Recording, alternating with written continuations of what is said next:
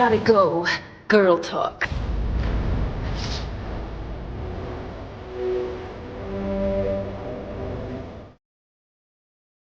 Boom! Hard in. Wow. Hard in. Yeah. That's how Getting we do good. things. We're getting good at this. Man, we're getting so good. Look at our Christmassy Batman Returns background. Yeah, dude. I'm in the It had to mood. have like it. It's that time of year, and it's one of my favorite festive movies Mm-hmm. of all sure. time. It's right up there with Iron Man 3 and And the I guess Iron Home Alone. Giant. and Iron Giant. There's snow in Iron that. Giant is my third favorite Superman movie. Yeah, I hear that. Might even be number 2. It's pretty good. And Alex, you're here with us, but we got a guest tonight. We do. Mhm. Dude, Michael from Podcast The Ride. Dude, how are you I'm doing? here. I'm fine. I'm doing fine. I'm recovering from like a long Disneyland day yesterday, which is not like I'm used to that. That's like that's kind of like I'm in Your the bread and biz in a butter. lot of ways. Yeah, but we go with a 3-year-old, and sometimes she has like a 45-minute meltdown before you go to the character breakfast or character lunch, and then you gotta like Right. recover from that. And we did great. We had a great time, but I'm a little beat up from it, but I can't complain. Yeah. How are that's like- the Mickey shaped eggs? Well, it was not. It was I misspoke. It was not the breakfast, and it was like a holiday. It's Storytellers Cafe at the Grand Californian. They have a character meal that is like Mickey's Christmas Carol. Oh, So we're you big get- Mickey's Christmas Carol stands on this channel. So Yeah. you get like Scrooge, and you get Mickey in his like coat and stuff. You get accurate Oh, his- costumes. You get Bob And- Cratchit, not even Mickey Mouse. Yes, right. He's Bob Cratchit. He's got his Bob Cratchit outfit, and you do get like Marley Ghost Goofy, Oh, Blue. That's Goofy. worth it. I feel like Yeah. Ryan, I feel like we need to get on a plane like ASAP. I feel It like was- I think we're missing out. I didn't know they did a Mickey's Christmas Carol version. Yeah. That's awesome. Yeah, Right? it is. That My daughter's trying to get in right now. I think she hears me streaming, but yeah, it's she woke up too Goofy basically because she fell asleep in my arms, and Goofy. We woke up and I'm like, oh my god, she's gonna be she's gonna be awake, and the first thing she's Blue Goofy. Yeah, it's kind of a scary version of Goofy. Yeah, like Sesame Street Big Bird Blue from Follow That Bird. But like she woke up, she was thrilled, gave him a high five, and got right and gave him a hug, and we started Wow. taking pictures. She's a Yeah. pro too, really. That's bravery. That's awesome. It'd have been great if he was like, "You're gonna be visited by 3 spirits," and then just as she kept having naps, a different ghost would show up when she wakes up. Yeah, she would have been yeah. fine with that. I think. they- I think it would have been fine. I think Disney, because they made a really good Pete costume, like the Pete Mhm. costume that goes around the park right now is amazing. Yes, They should just we put- met him. Yeah, They should just put a black robe on him. They should just do Death Pete. And have him Oh, like throw wow. people into graves. Yep, push him down and laugh, Ashing smoke a his cigar. cigar on them. It would They be could- amazing. they could do that at one of the Halloween party things they do at California Adventure, Yeah. because they'll do I some gnarlier stuff for Disney. Like they one year did have Judge Doom, Yes, and he was like putting cartoons in dip, right? Damn. So which is Yikes. cool. I still Yeah. wish. Hang on, we're going off already on a tangent. I haven't even said hello to the Sorry. chat yet. No. This is good because we're actually no. I'm going to save this because it's going to tie into what we are going to get into tonight, which is superhero themed. Well, superhero theme parks, more or less. And this Yeah. rumor going around that DC's testing the waters, which got Alex and I excited because they actually brought up stuff that we talked about on the show, which made me think people just are reporting the show and not giving us credit. So Yeah. let's say a quick howdy do to the chat. We got Mr. Video Power Gaming, who's number 1 tonight. Stanley Eberhard, who's catching us on the replay. Andrews, Gatey's Toys. Oh, I made a joke about that on the post too. My joke was, for total complete immersion, children will walk in with parents but leave without parents. And that's how it'll go. Say everyone at ease for Sergeant Cosgrove, who's here. And yeah, we're going to talk about this whole Paramount trying to snatch DC Netflix thing. We're going to do this after the holidays when Alice is back, because I want the three of us to just start fighting. But then things will be settled by then, right? So like, if you want to pick the winner, you can kind of like fall on that side. Right. Or we can just be like, none of us are winning. It doesn't matter. But we want to get into it later for sure. I think it's a really gnarly topic. Technicolor is here, putting her squeeze on the Squeezeway all the way to the Saskatoon Pickatang. It's my boy Duke Booty. Mr. Bionic Funk is here. The only man in my will, Mr. Matt Bush, is here as well. Mr. Tony Johnson, Mr. Michael T, Luis Banasteros, hola desde Mexico. Alex, I hope you're feeling better. I am much better, but I like messed up my neck now, so like I'm not at 100%. Okay, so Alex is getting older by the falling day. apart. Dude, we gotta fix you up there. Sebastian Gomez Toys, be sure to check out his Instagram as well, doing those amazing Space Jam and Mighty Ducks renders on his page, and they're just awesome. Yeah, super talented. Yeah, let's make them. Everybody wants a Lola Bunny. Everyone's gonna act all weird about it and be like, no. But come on, we know you do. Don't try to act like you don't, because you do. We've seen social media. Yeah, we've seen social media. Yeah, I have Googled Lola Bunny. All right, I know what you guys are all thinking about. All right, Flash is here. There's no more 739. Everything's spelled weird. What'd you do? We got Video Power Gaming with a $4.99 super chat. Christmas movie trifecta: Die Hard, Batman Returns, and Gremlins. Gremlins is a good one. I agree. Look, is it Technicolor, a Mickey Kermit Cratchit off at Disney. I would love that. Geek Dad Quip, Scotty Quippin is her. Chris Fresh is here. The young hummus among us is also here as well. I love that. I love saying that. Oh, look, who's here. Splash Mommy is here. Abigail Gardner from Yes Have Some Podcast. We're going to get into what they're doing in a hot second. Because I think it's really, really important, right? Oh, here we go. Flat. Lola Bunny x Judy Hopps. Come on, guys. Calm down. All right. What about Jessica Rabbit? What is it about cartoon rabbits? Yeah. Yeah. What's with cartoon rabbits? Like even Bugs Bunny, like when he's in a dress, like what's the deal? Yeah. What's the opera dog? We've all seen it. Yeah. Put her in the coat. She's got a coat on at Disneyland now, though. Oh, yeah, the Dick Tracy. They put a big coat on her. So I say put a big coat on Lola Bunny and I'll buy it. Yeah. I don't want to get in trouble, so put a big coat. If you could put a big coat on that Savage Lad and Rogue that I pre-ordered, I would appreciate it. Okay? Yeah. All right, I'm working on it. I don't want to get in trouble. Did you? All right. Did you see that Savage Land Rogue for Marvel Rivals? Yeah. I don't think I did. Dude, unreal. They made her thick. It's good. It's good. Marvel Again, Rivals. None of my business. It sounds like that's none of my business. Yeah. No, it's all our business. All right, well, I'll look it up. I'll look it up later. Okay. Only because we're forcing you to. Forcing me. And you know what else is? Do you know what else is later?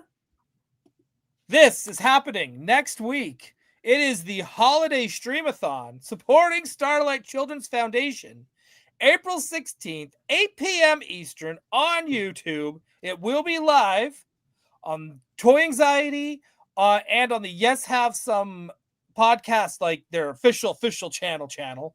That will all be live, and there are an insane amount of guests coming to this. Here are the few that I can confirm. Here are the most insane. Here are the only ones Craig will tell me about. So first off, we've got the crew from Mondo, Attack Peter, Hector, and of course our very own Alex Brewer. It sounds like there's just from reading it, if you can read, you will see that there's giveaways, there's products reveals, and more. It's gonna be awesome. I can't wait. It's gonna be so much fun, and yeah, like I like Ghostbusters and the holidays. Like it's just something, like like I'm gonna watch the Christmas episode of Real Ghostbusters, like get in the mood, like, and doing it all Nice. for a good cause. Like it's just it's like I'm so glad to like get to be a part of it, and kind of close out the year with something like that. It's really cool. Yeah, I think it's gonna be super special. Then there's these dudes and Abby. It's a pretty big headline. We got Jason from Ghostbusters News, who's been pretty prominent on the Ghostbusters scene for years. He's probably one of the first YouTubers to have a solely focused Ghostbusters channel. And he's got such a good theme song. Like that theme music that plays at the end of the video. Like I'll just like I'll just like jam out on like replay the end of the videos a couple times. Like it's really good. Right? Yeah, right. That's me, top and center. And next to me, I don't even know how this guy's not top and center. Troy Benjamin, also one of the early contributors to online Ghostbusters News, who was part of Ghostbusters 8. He is at Ghostbusters HQ, as well as the Interdimensional Cross Rip, another Ghostbusters podcast that, they don't do as many episodes, but occasionally one will drop out of the blue. Of course, have some podcasts, the people that are putting this all together. Jake Gladfelter somehow is in here from Geek Life. Don't know how that happened. I don't know who let that through. Wasn't me. I would have said no. And John Yerkeba Part 4, comic book cover artist for Ghostbusters, Ninja Turtles. He's done a bunch of stuff for IDW and I think now even Dark Horse, I do believe. He will also be part of that stream, which I think is amazing. Here's one of our huge giveaways. It's signed posters. 2 of them, only 50 exist. This is the entire cast of Ghostbusters Frozen Empire. So if you ever want to get that Bill Murray signature, this is it. This is the only way you're going to get it. That'll be next Tuesday. All right?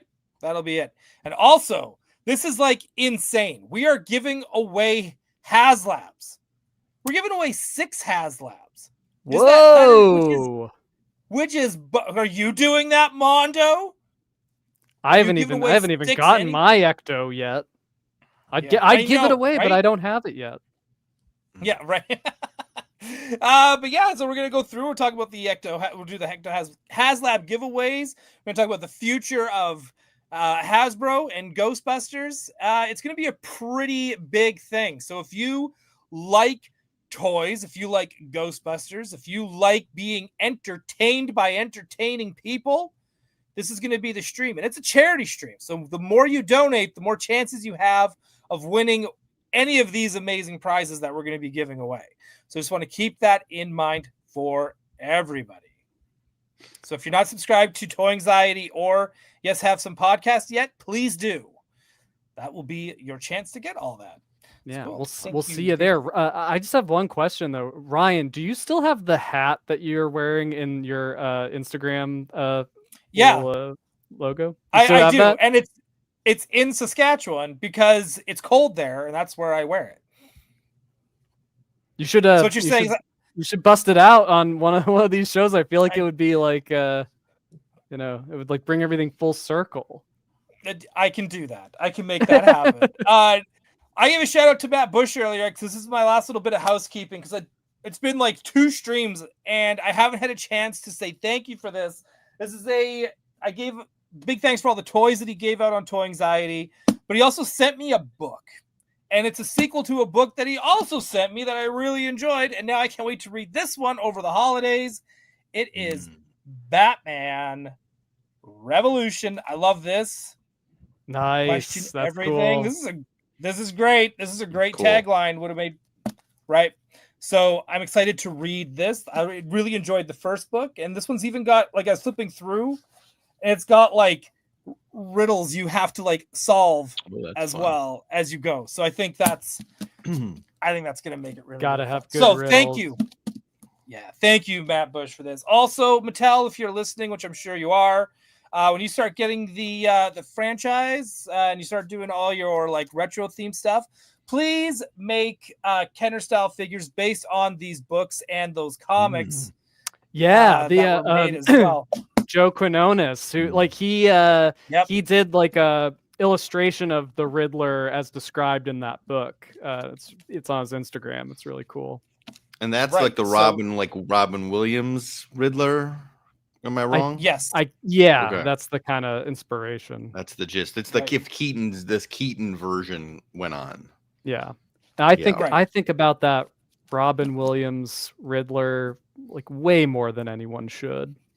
Like, what Yeah, could well, have it's the Jeff Goldblum Scarecrow is what. yeah, and gets me going. Madonna Harley Quinn. I mean, yeah, it's brilliant. Well, and stuff. Jack coming back, of course, in the mid '90s was the rumor, like or that they were thinking about with the daughter. He was going to Harley was his daughter. Was the rumor?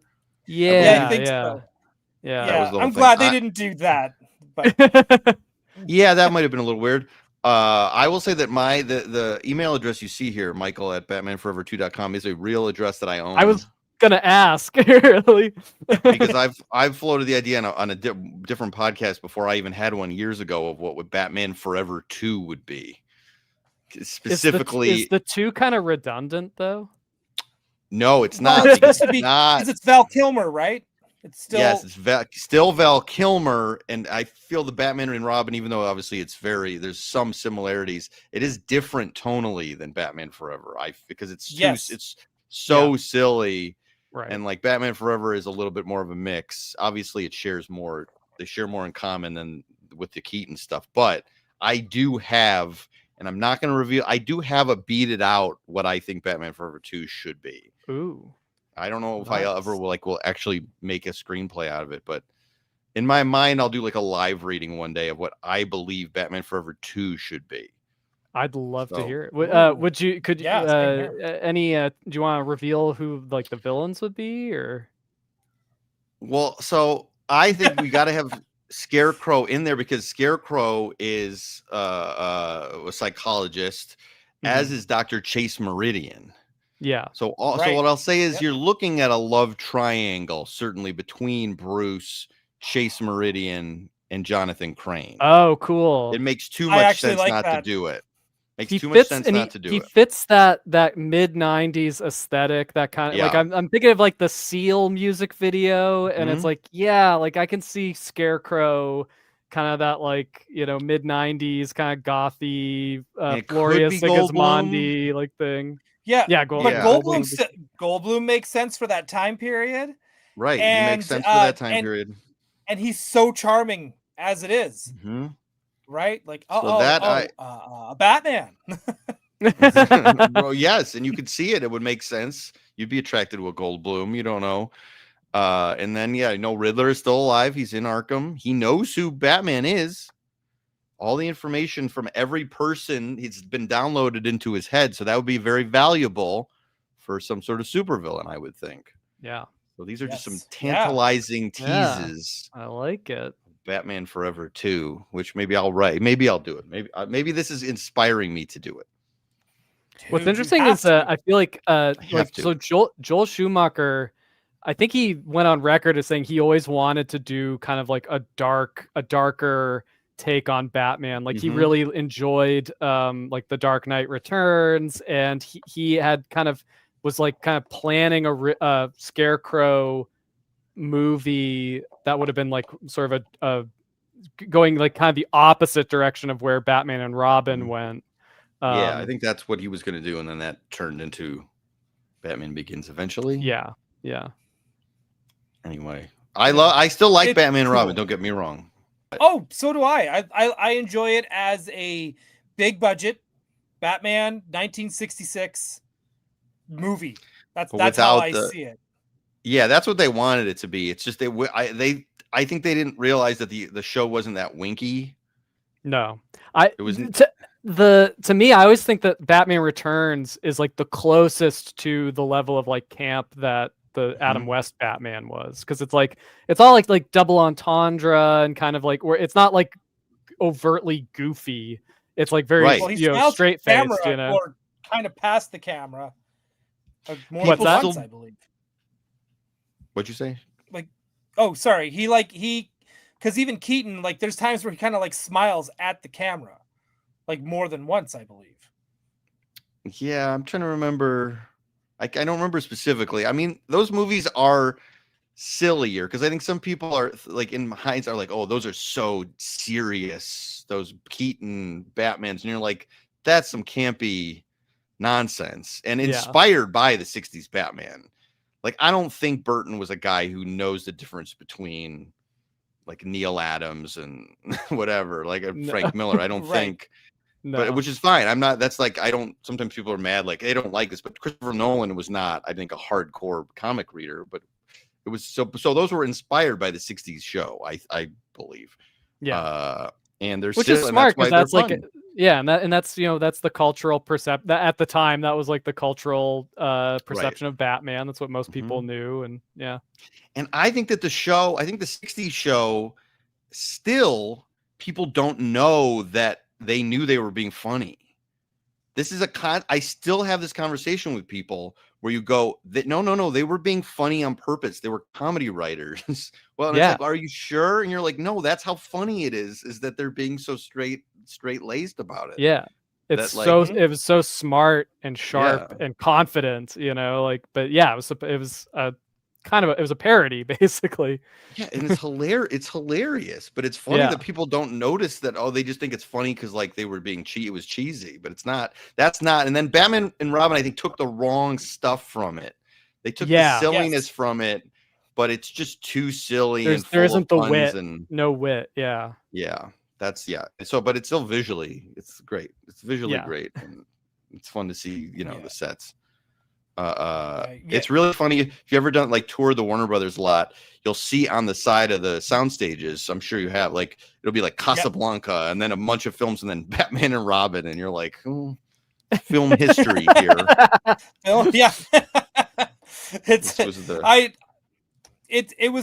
was a part when I was doing the tour and I was trying not to be that guy, but it would be like, because when you take the tour at Warner Brothers, they ask the people you're going with, like, what are your favorite movies? What are your favorite shows? And they kind of build the tour around that, and they're very good at it.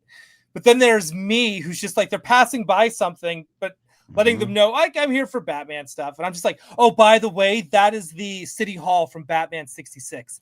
It is still here on the lot. It was reused again on the pilot episode of Supergirl on Warner Brothers. And also, then there's this alleyway here was not only used in Spider-Man, it was also used in Batman Forever when Robin stole the car. And then and I was just like, and I'm trying to whisper it, but then the guys in front of me, who were all with their girlfriends and wives, they were all like, they're here for Gilmore Girls. And meanwhile, I'm giving my friend Betty like the full Batman tour. And the guys all moved to sit in the back with me as they're like, we got to sit with this guy, man. He knows everything about Batman. It was pretty fun. It's a great tour. It's a great tour. I did a specific Batman tour last year for Batman Day. And you got to go. Yeah, I didn't there was one this year, but I didn't do it. That I think had a forever screening and I missed it. But I didn't even realize that the exteriors of Wayne Manor is Warner Brothers lot. So just like the foliage and the gate when they're trying to break into theirs, and it was like, that's a day where like all the guides learn a bunch of new stuff they don't talk about normally on the tour. So the guide would mess up once in a while. All right, and Aquaman's nemesis, Black Manta, and I was just like, run! Excuse me, sir. I pulled the cord to stop the thing like a bus. Yeah. And then they were like, who wants to take? Yeah, I'll take it from here. And then we did do the City Hall. They do like a 60s Batman. And then they're like, well, who wants to take a photo in front of this? And no one raised their hand. It was a bunch of just like the Dark Knight fans. Not that that's bad. I'm not being upset at the normie Batman fan, but I mean, let's be honest. I am. It's bad. It's friggin' losers. So finally, like, I think I raised my hand, like, okay, we got off. And then they were like, oh, and also the Friends fountain and couch is over here, right across. And then everybody went over to do that. And I was like, this is the Batman tour. Like, what are we doing here? I guess you all just like Friends better. And then I was even more upset. It would be different if they had like people there dressed up as like Nightwing, Robin, and Signal. And then you could all sit on the couch with them. Yeah, sure. That would be great. It does kind of seem like that fountain would be in front of Wayne Manor. So I do feel like there's like crossover potential. Well, they had moved it because it was on a place called the Warner Ranch, which is a place that I like a couple blocks away, which is a place I like worked as a PA. I worked at the CW as a PA like 18 years ago, and the actual first place of that fountain was over there. So then they demolished that and put up some new sound stages, and then they moved it. So they can move it anywhere they want at this point because it's no longer in its real original location.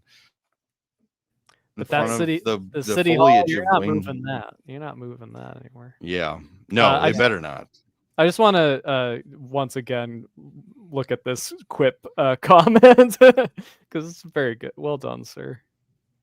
No, I want to talk about because I think this all kind of leads into like going into like Batman theme parks, because I think that's what really kind of like I've always wanted not just a Batman theme park, but just like a DC theme park, and especially when like Marvel started getting like parts of the park, and I was looking at it, and I still today look at like Avengers Campus and just how scattered Marvel is, and I know there's like political licensing reasons why it's scattered all over Disney World. But it's like, even like Avengers Campus, I'm kind of like, it's a little small. The ride is not I still kind of want that like Pirates of Caribbean type Marvel ride, not one where I have to sit there and like have dead arms by the time I'm done, because I'm just been throwing those webs like I'm 16 years old again. It's just like, oh God, too much. And then so I was like, so when they did Batman Day last year and then this year, and then seeing like even that, where I felt like, man, they could do even more. And then because I thought, you have the lot, you have the entire Warner Brothers lot. Why not have every Batmobile out? Why not have like you have, and on top, when you go into a lot of these places too, like where they're filming, they'll have like the exteriors, but the interiors are empty because obviously they're empty for in case of filming, because there are buildings and houses that are for office space, and then there's ones that are for filming. And so when you have the ones that are for filming, because you could have like that town square filled with Batmobiles, I was like, why not have it so you go inside and now you have props, now you have costumes, ones that just aren't in display in that little new corridor area. Yeah, right? I mean, there's a newish corridor that I saw a couple of years ago, I guess 2 years ago at this point, that has they have one Batmobile in there. At least they did last time. They have the Batman. Yeah. Yeah. Right. Yes, they have that. In there. They have that Wonder Woman lasso that you hold and it lights up, which is fun. And they got all the costumes from the movies in there, I believe. And then when I was there last, they had the Mr. Freeze, the Arnold outfit. Yep. Yeah, it was there when I was there too. It might have been decaying as well a little bit, because look a little what rough. happens. But then we had we went to the prop building that had all old props, where they check out like an old telephone if they're looking for some specific period. And we saw giant skeleton heads from Batman Returns that are sitting in there. So they got so much stuff, and they had all the Batmobiles for Batman Day, so they're there, or they're hanging out. Right. They're the other thing they have in the prop house too. This is when I was in there. They still had all the Gotham Gazette newspaper things with like Batman blows it and catastrophe and like, which they like auctioned off recently, right? Well, they have like newspapers like props that they have, but they still have the front one in there. Like you open it, it's empty, but they still have like a front page that's just it's there. So I'm kind of like, man, we need that, because you got to remember, people are walking around in Batman Returns with those newspapers, right? Which is why they needed the extra ones. So they probably printed a ton of them. Yeah, but I think like, go ahead. Yeah, I was gonna say, people like, you can rent like you could call a number and go in there and rent things, like as a civilian. I believe some of the places maybe are more restrictive, but you could do it. So you could technically like keep checking out the skull head, I think, or the papers. I think I think there are different tiers, because a friend of mine was a production designer, would go into the Warner Brothers prop room and stuff, and I think there's like different things have different like sign outs protocol, but you probably have seen that those heads have probably showed up in like the Halloween episode of like Yeah. Gilmore Girls or Gossip Girl or something. Like. Oh yeah, absolutely. Stuff gets reused so often, and it's crazy. You don't even notice until somebody points it out on the tour. You go, that was used in like 50 movies. And you go, oh, okay. Wow. I'm not very observant, I guess. Yeah. You guys really like to save money. But another Universal has also been known to put like actual movie props in their parks as well. Mm-hmm. Some of them are replicates, like the DeLorean, the Time Machine. Mm-hmm. Like I don't think they've ever had a screen used one in there. But I mean, they have had other screen used stuff at the park, and they usually will tell you whether it is screen used or not. Right. But it's like, but now going into this idea of a DC theme park, and they said they're going to do one that's like a Metropolis and a Gotham City. Ryan, real quick, you're acting like Six Flags doesn't exist. That is a DC theme park. No. I mean, they have the license, but is it? I don't know.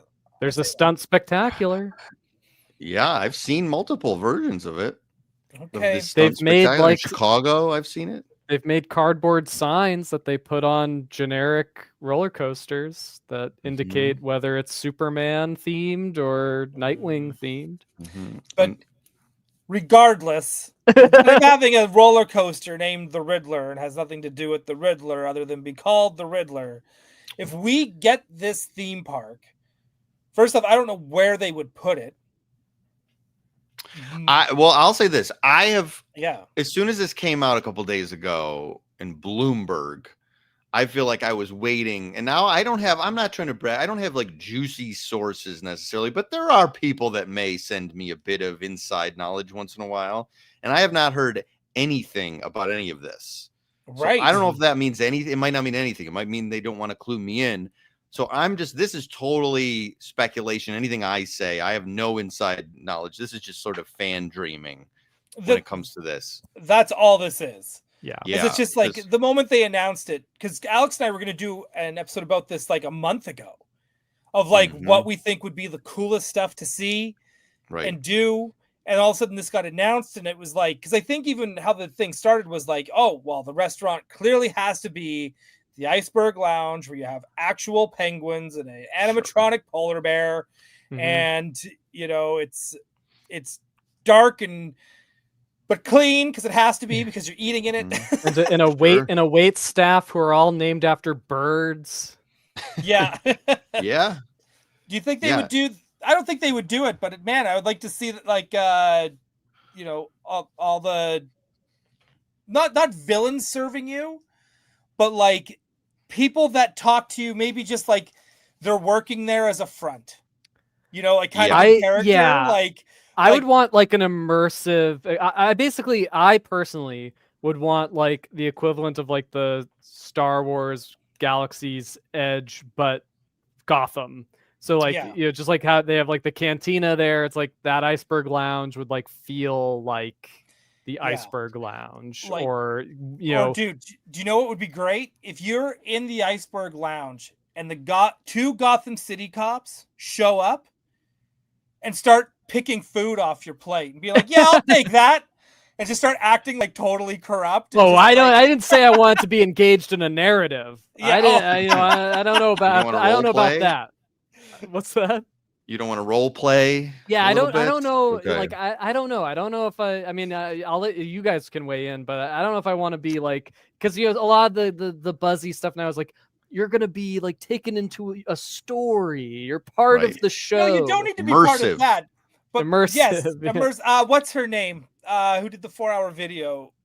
Yeah, Jenny Nicholson. Yeah. God, it's like every time I hear anything now, it's like I hear her voice. It's just like, because I also sit there and go in my head, I want this Gotham to be fully immersive. I want to be held up at gunpoint in an alley. You want to be like Michael Douglas in The Game level. Yeah. You don't know if it's like gone off script. You want to trip. You want to trip on Martha Wayne's pearls that are spilled in the alley. Every 45 minutes, she gets gunned down. Yeah. like Yeah. Westworld. You just hear gunshots in an alley, like just like that's part of it. And It's part of it, yeah. But that would be cool if Right. like if they just had like I'm talking just crime alley, but sometimes when you walk by, there are 2 roses laid out under Yeah, the you'd have to do lamppost. that.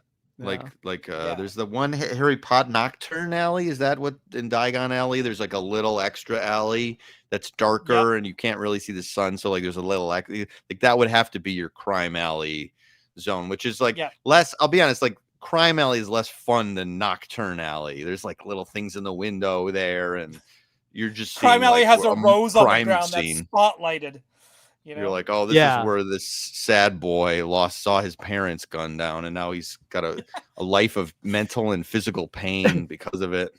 It's not quite as fun. You do bring up an interesting point that I had not considered, which is that I feel like Gotham City, like you'd want to go at night, right? Like they're like that's where you like Metropolis, like that's the day that you go that in the daytime. But Gotham City, it's like I don't know if they'd have to build it indoors or do some kind of trickery to make it seem like it's, you know, nighttime, because like I mean, just only open at night.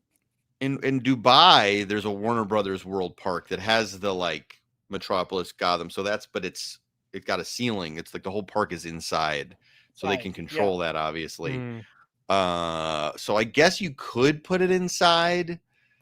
I feel like they wouldn't do that, but I guess they could. I mean, I'm trying to think of like a precedent for that. It just feels like everything's always outside here. I've heard there were rumors for a while that Galaxy's Edge Star Wars was going to be inside, so they can make it look like you were on, like, I don't know, Cloud City Station or something, and you could that's cool. control the. I don't know if that was ever real. I never heard that as such a concrete rumor. So it feels like the Venetian and Las Vegas, where it's like they have like a fake sky that changes. Yeah, it feels hard because I'm sure it gets harder the bigger you want to go with it. So if it gets very big, doing that seems even harder. I mean, like, it probably, like, fake sky is okay in the graveyard scene on the Haunted Mansion, and Dubai World is big, but it's not massive. Everything looks a little small to me, but it would be nice if they would do it. It would be nice if it was always dark. What the thing with all of this stuff too is, like, we are so lucky that Marvel Superhero Island and Islands of Adventure is stuck in 1999. Like, that's just the period of time that Marvel was in bankruptcy. They signed a bad contract with Universal in perpetuity as long as they didn't get rid of anything. So we're stuck, and I mean this in a good way, with Adam Kubert flat drawings. No other time would that have been the choice. So we are so lucky that, like, there's a constant reminder of being whatever I was, 15, and reading comics. But, like, I do think about this as, like, what is the aesthetic? What are we starting from with the DC? Because it's like the Nolan stuff is done. I feel like if it was Nolan was happening, it would just be Nolan, like, Gotham. Just go to Chicago. Then you can pretend you're in the movie. Yeah, right. So they would just be like, oh, let's copy 3 Chicago skyscrapers. Copy the cover of Wilco's Yankee Hotel Foxtrot, that big building, if you've ever seen that, just so every Chicago landmark can call it Gotham. But yeah, I guess they would probably make up a new one. I'm guessing, like a combination of a lot of stuff. My brain goes to doing something a little more Burton-y, where it would be that, because I think if they're gonna do something that's like Gotham and Metropolis, there has to be a stark difference, even in light and dark. Right. So I think it would have to be that like all the building doors and stuff might look like something out of Batman animated series, like Bruce Timm or Shane Glines designed. You know, it's just like could be like that, and then you get to Metropolis, and everything's just, it looks a little cleaner, looks a little more futuristic, big screens. Kind of like Times Square, almost like World of Tomorrow, like World of Tomorrow kind of stuff. Walt Disney's. And plus, you need the big globe, right? The big Daily Planet. Yeah, the Daily globe. Planet. That's landmark. I feel like I feel like the Arkham video games kind of hit like a nice, because that's has a little Burton-y quality, but also Mhm. if you only know the Nolan movies or the Batman, like it's like modern enough, and just the like feeling of that game of like walking down any street and seeing like a shop where it's like an Easter egg to it's like, oh, that's like killer moths, like Right. pest control or Yeah. Yeah, that would be good because my concern is that at the moment we're in, it's very much like we got a gun comic booky movie, so maybe, but like the right moment is like, well, we're still in like realistic Batman movie land, which is what a lot of these companies like. That's why we're stuck with like realistic Marvel Avengers land and not silly fun stuff. Well, what would you prefer, Michael? Would you want it to be more like what's your Batman era that you would most want to visit? Well, the problem is if we're really blue skying, it's going to be like a Gotham that like kind of changes. So you get a little like Burton classic, but then you get some nonsense Schumacher shit with like building statue on top of building. Another building, statue on top of that building. I love the that. Statues got. Can I say lewd things here? Like the statues have big dicks. Like I would want I would want it to like blend from Burton to Schumacher, a little animated series look to it. I guess I should pick out like specific buildings, but I would want a little of everything. But I always err toward the more fantastical or comic booky. But it's true. Like, and again, like I feel like the Arkham games kind of blended that like very dark and industrial, but you also had like lots of neon, like the Schumacher stuff, and like and goofy comic booky stuff, and I want to see like a big billboard for like Vicky Vale's show, TV show. If they said that was the choice, I wouldn't be mad at that. I wouldn't be disappointed in that if that was their direction. The way you guys like what everything that we're mentioning, I feel like Gotham is so fleshed out. Like, because even if they wanted to do amusement mile in this park, and that's where they could put like a ride, or that's where you put Joker's a roller coaster, like a roller coaster that the Joker has like rigged up to explode, like and put all crazy shit around. Dude, I think there's so much you can do with that. Plus, I was thinking the ride from The Killing Joke is what you or even the ride from Mask of Phantasm. Yeah. Right? World of Tomorrow. Yeah. World of Tomorrow, right? Absolutely. And I was thinking this too, like you got the Harry Potter land where you have the wand, and then when you do the stuff with the wands the right way, something magical happens. I think they should actually scatter riddles that you have to solve. Yes. And then again, something magical happens. Yep. That world is so fleshed out. You can do so much. Yeah, I mean that any of that stuff, like all those extra things are usually like whether you do them or not, end up making things feel a little like fleshed out or layered or whatever. Because it's not like I mean, one time I walked through Star Wars Land and like did the thing on the phone where I made stuff beep. Yeah, and I was like, "That's so cool! I can make things beep." And I never tried it again. It was like, great, done. But I like that I like knowing it's there. Yeah, it makes me feel good that it's there. Well, I was thinking, too, I feel like having hidden stuff, hidden layers and stuff that you can find a little secret where it's like, oh, this was like where the Riddler was planning his next like caper.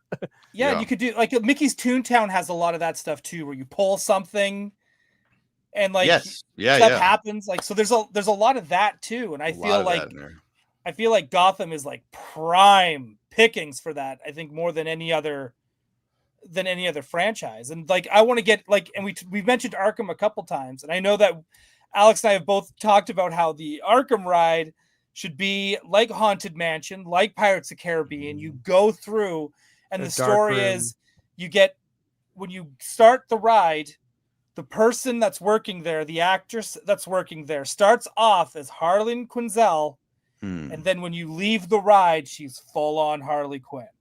That's good, yeah. I think that you could really like they don't make small, and on the podcast I get flack for using this word, but intimate rides as much anymore. Right. Like the I original know. Disneyland rides are very intimate, and it was just because they didn't know what they were doing, and they were like, well, we got to build the robots close to the people, right? And like they don't do that anymore. Like you can just touch the evil queen on Snow White. Right. Or when you think of even like in Mr. Toad, right? Like everything's right there. And even like when they build a new dark ride, like would have 10, 12, 15 years ago, Little Mermaid, whenever that opened, it was like, that's a fine ride and there's problems with it. Maybe you could argue, but it's big and there's a lot of room and there's a lot of space. And I think that's maybe part of why I don't love it as much as other stuff. But like, if you really did like the close quarters of those Disneyland, Fantasyland dark rides, with Arkham, it doesn't even have to be the biggest budget ride ever. You just have to have some nice looking robots that you look at that are the villains. Yeah, right. You could do and a there's real cells. Like the cell Right. is like a great way to kind of keep the audience at a distance, right? Right. Yep. And I'm not There's saying that. they shouldn't. Yeah. Do like a big e-ticket too. Of course, that's very impressive. Like, but they should do that. I'm just saying, like that type of ride, I feel like you could really like mess with people psychologically, and people would go insane for it. Yeah, they would love it.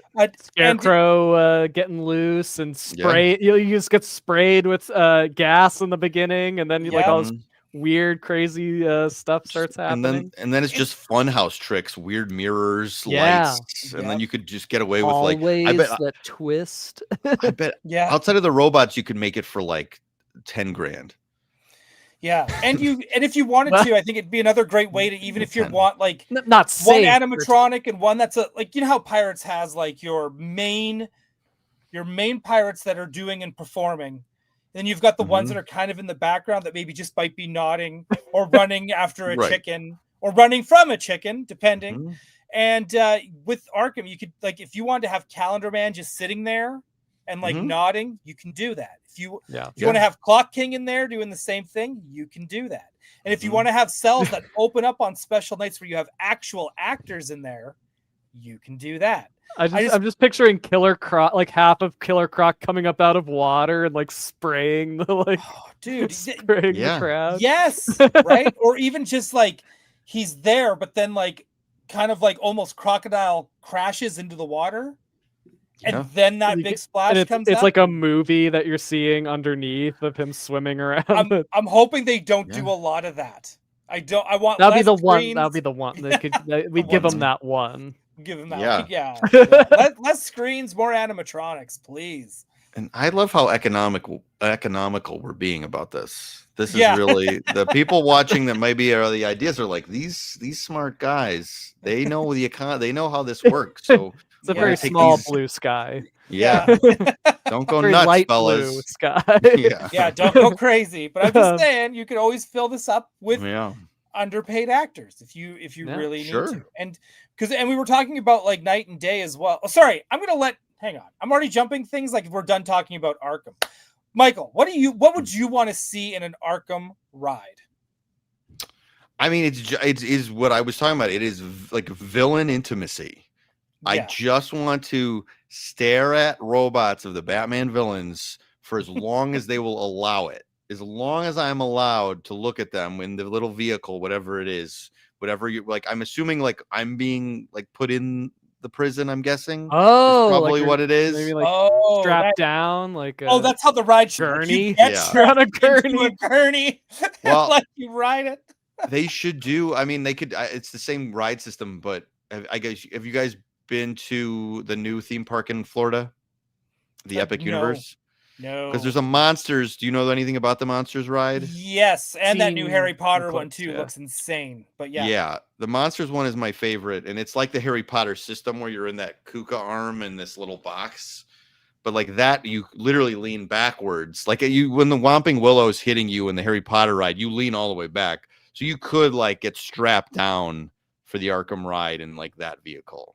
You could literally strap people down and send them through the and then asylum. You just strap down face to face with the Joker, like Clarice and Hannibal Lecter, and he's just it's The Monsters ride is amazing, but it's not the ride I thought it was. I thought the ride was going to be a little more psychologically scary, and the ride is, and I don't think this is that big of a spoiler. The ride is like a superhero action figure bashing together of all the monsters, and you're just whipping around watching it.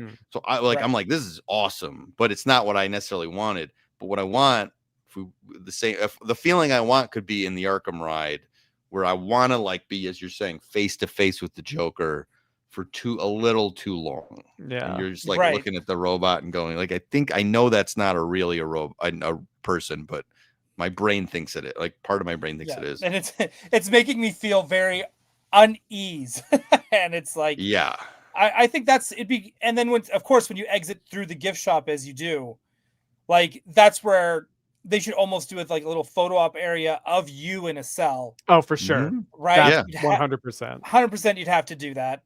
And then all the Arkham merch that you could just sell, like that's printing money as far as I'm concerned. Because you could do all of that. Like every villain gets merch. The merchandising potential of this place would be incredible. Like, just even being able to buy like a postcard from Gotham City or luggage, or you could do. Yeah, I mean, you could do anything. Like, it is interesting looking at just the major IPs and how much they've been like ringed out for their potential. And even though Batman obviously has made billions of dollars in merchandise, it does feel like there's so much stuff that the theme park that Six Flags didn't do and won't do. Yeah. And like, you think about the Harry Potter of it all, and you're like, I guess you could like get like Joker's gang merch. Everybody could be in a different villain's gang, and there's a different aesthetic. You could do that whole thing. Like, there's probably a lot of that money left on the table. Penguin umbrellas. Oh, dude, 100%. Everybody would want it. Ones.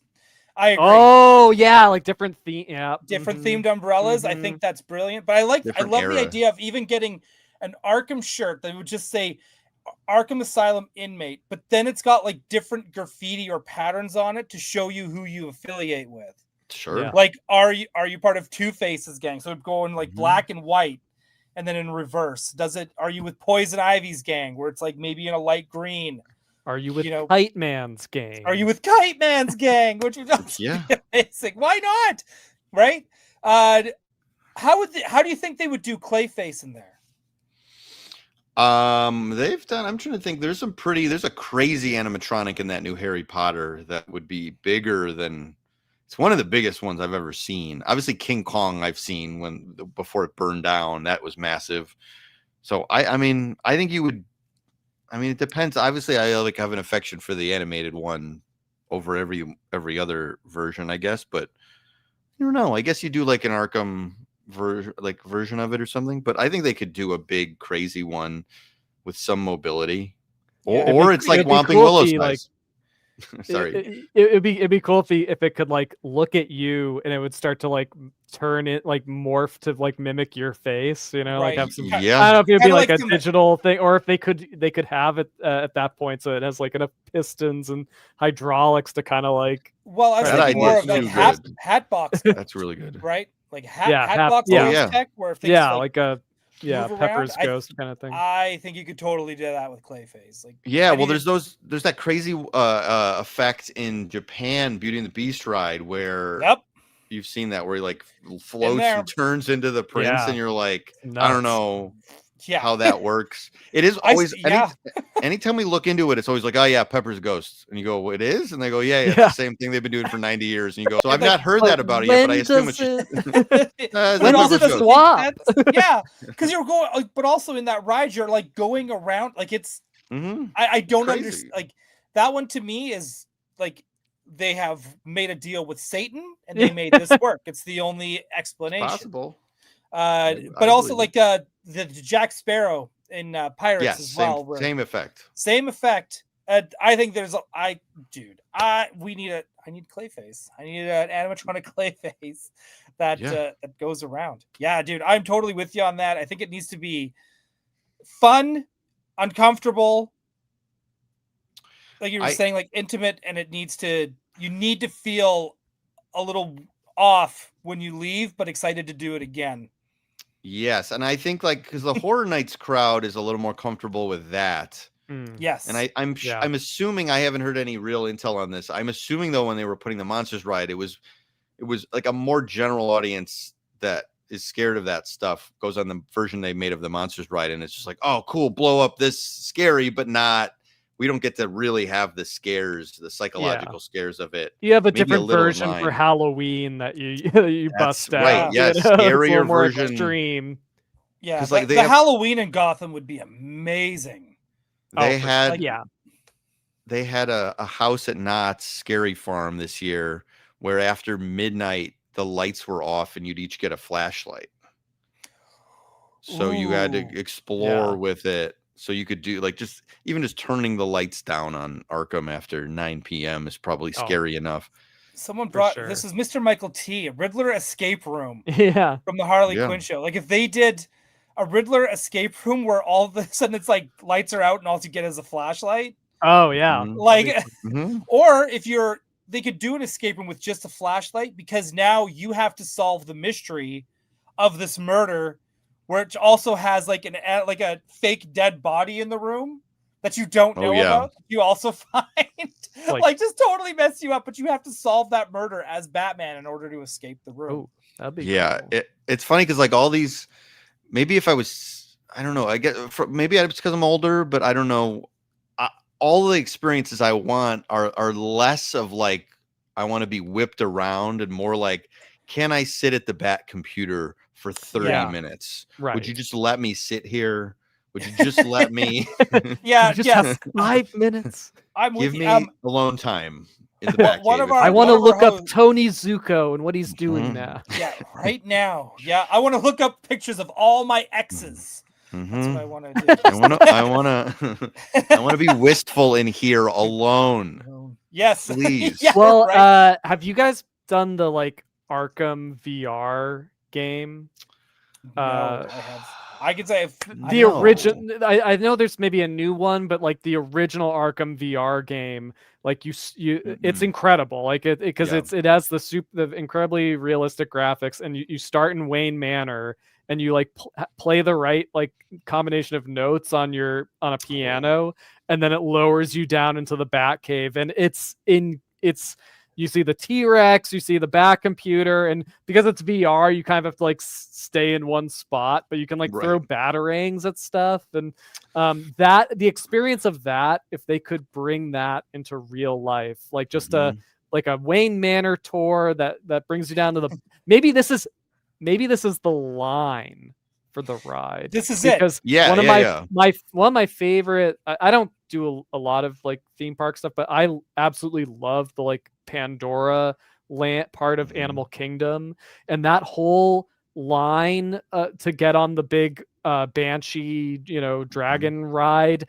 That whole ride is I would love to see some sort of Batman version of that, where like the line starts, you go through Wayne Manor, then down to the Bat Cave, and then you get into some sort of like Batmobile ride where it's like the Avatar ride, where it's like you kind of feel like you're in with a big group of people, but you have like kind of your own personal little vehicle you're on. So if they could make it so it really feels like it's like you sitting in the Batmobile, like going on or Batwing, whatever it may be. Because Alice, who is one of our hosts, she's not here tonight, but when I asked her what ride do you want to see, she was like Batmobile.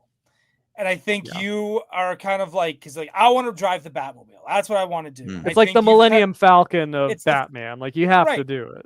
And I think if they even that ride as well is like the Falcon, and almost like a mixture between the Falcon and the Spider-Man ride at Universal, where things are happening above you that you have to look. So you have like Man-Bat swooping down at the car, but you're also still looking out the front, and you have to push buttons and accelerate, and like you get that blast like a roller coaster. You're like going up a building. But you're going, like you could do. I think that's the way to go, and I think you should be able to ride it like one or two people. Like don't make it like don't make it like the Falcon where everyone's crowded in, but it's got to be a 2-seater, right? It's gotta be. Yeah, I mean the like Spider-Man template of ride is like still that nothing. I would almost argue that the Monsters version they built, the Monsters ride they built in Epic Universe is on par with the level of superhero ride that the original Spider-Man and Islands of Adventure is, in just the way that it can actually capture the feeling of the action of a live action like comic book fight. So it does make sense that you would do one of those versions for any superhero really that you're wanting to do like a big impressive action ride. Because like you would want to do a super like I back up a little bit. There was going to be DC Land where Islands of Adventure is now. Correct. That was going to be all of that, and then it fell through. It was going to be a whole more like Warner Brothers stuff. Like you were going to punch in, and you'd see like Bugs Bunny punching in as you got into Islands of Adventure. Like there was a whole like toon area, and you would see all the characters there. I don't know if Betty Boop would be there as well, playing. But apparently it was supposed to be the strings playing in the entrance where it's like right. Again, people know Six Flags exists, right? Yeah. Alex. Last time I checked, they have all the Looney Tunes. Bug's house is up in Valencia. You can go to Bugs Bunny's house.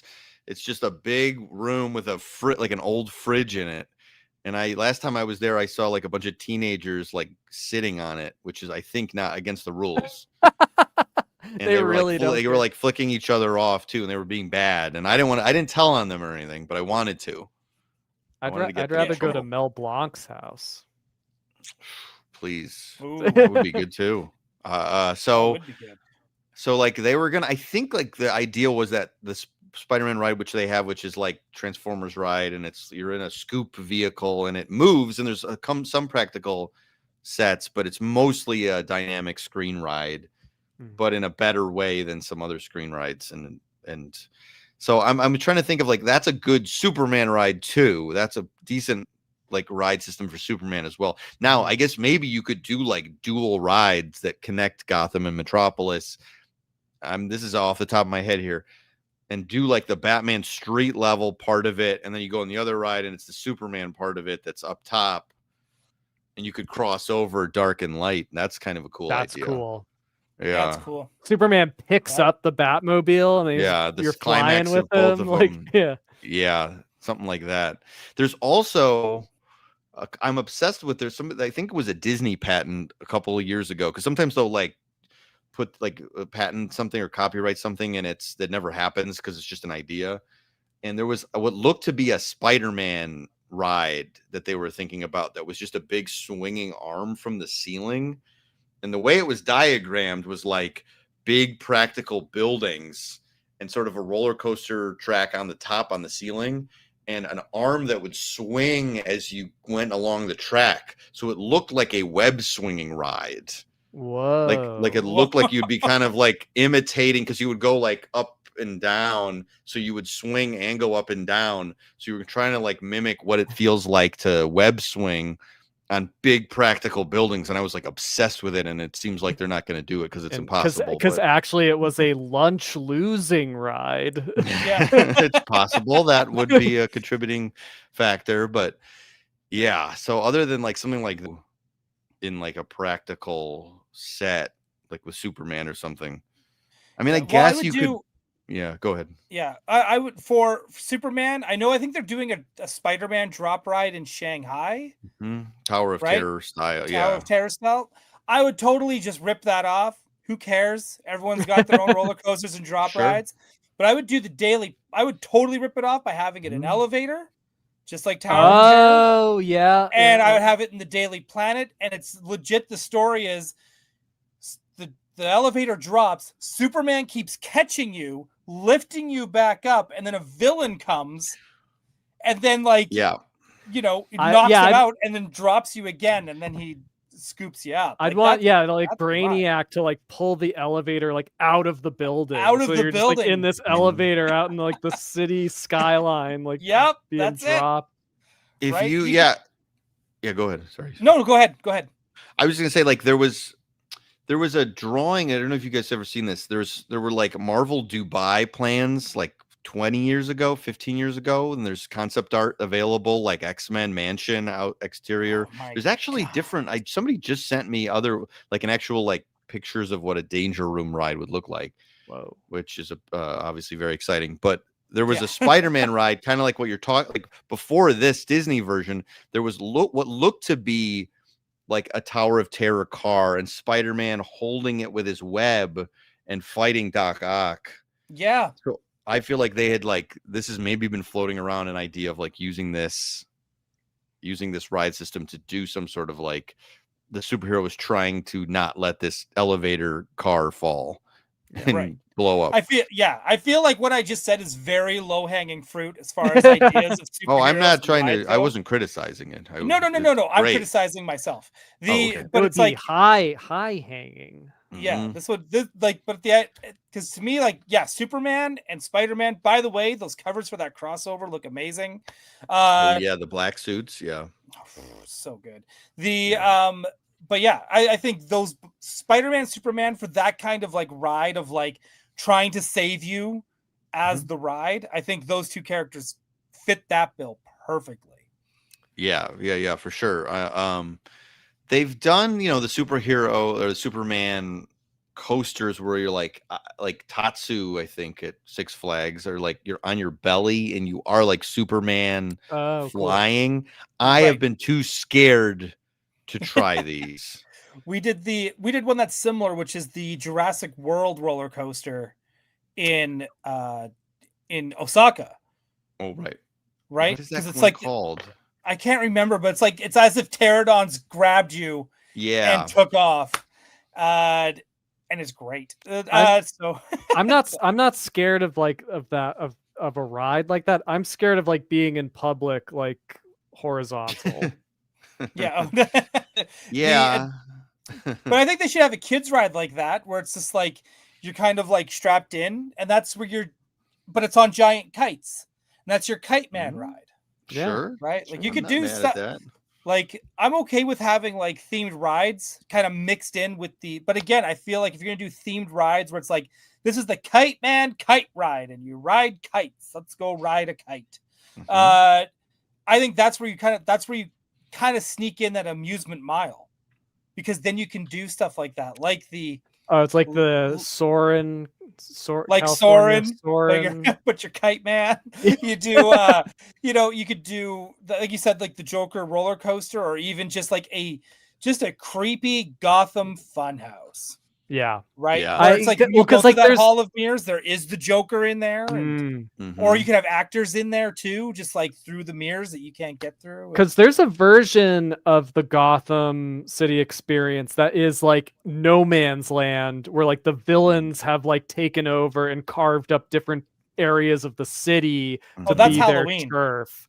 Yeah. Well, Halloween certainly you do like the villain. They've escaped Arkham, but like you've got like the botanical gardens that like Poison Ivy has taken over, and like the sewer system where Killer Croc and Bane are fighting. Like there was one year in Orlando where they did like a Carnage takeover of the Marvel Superhero Island.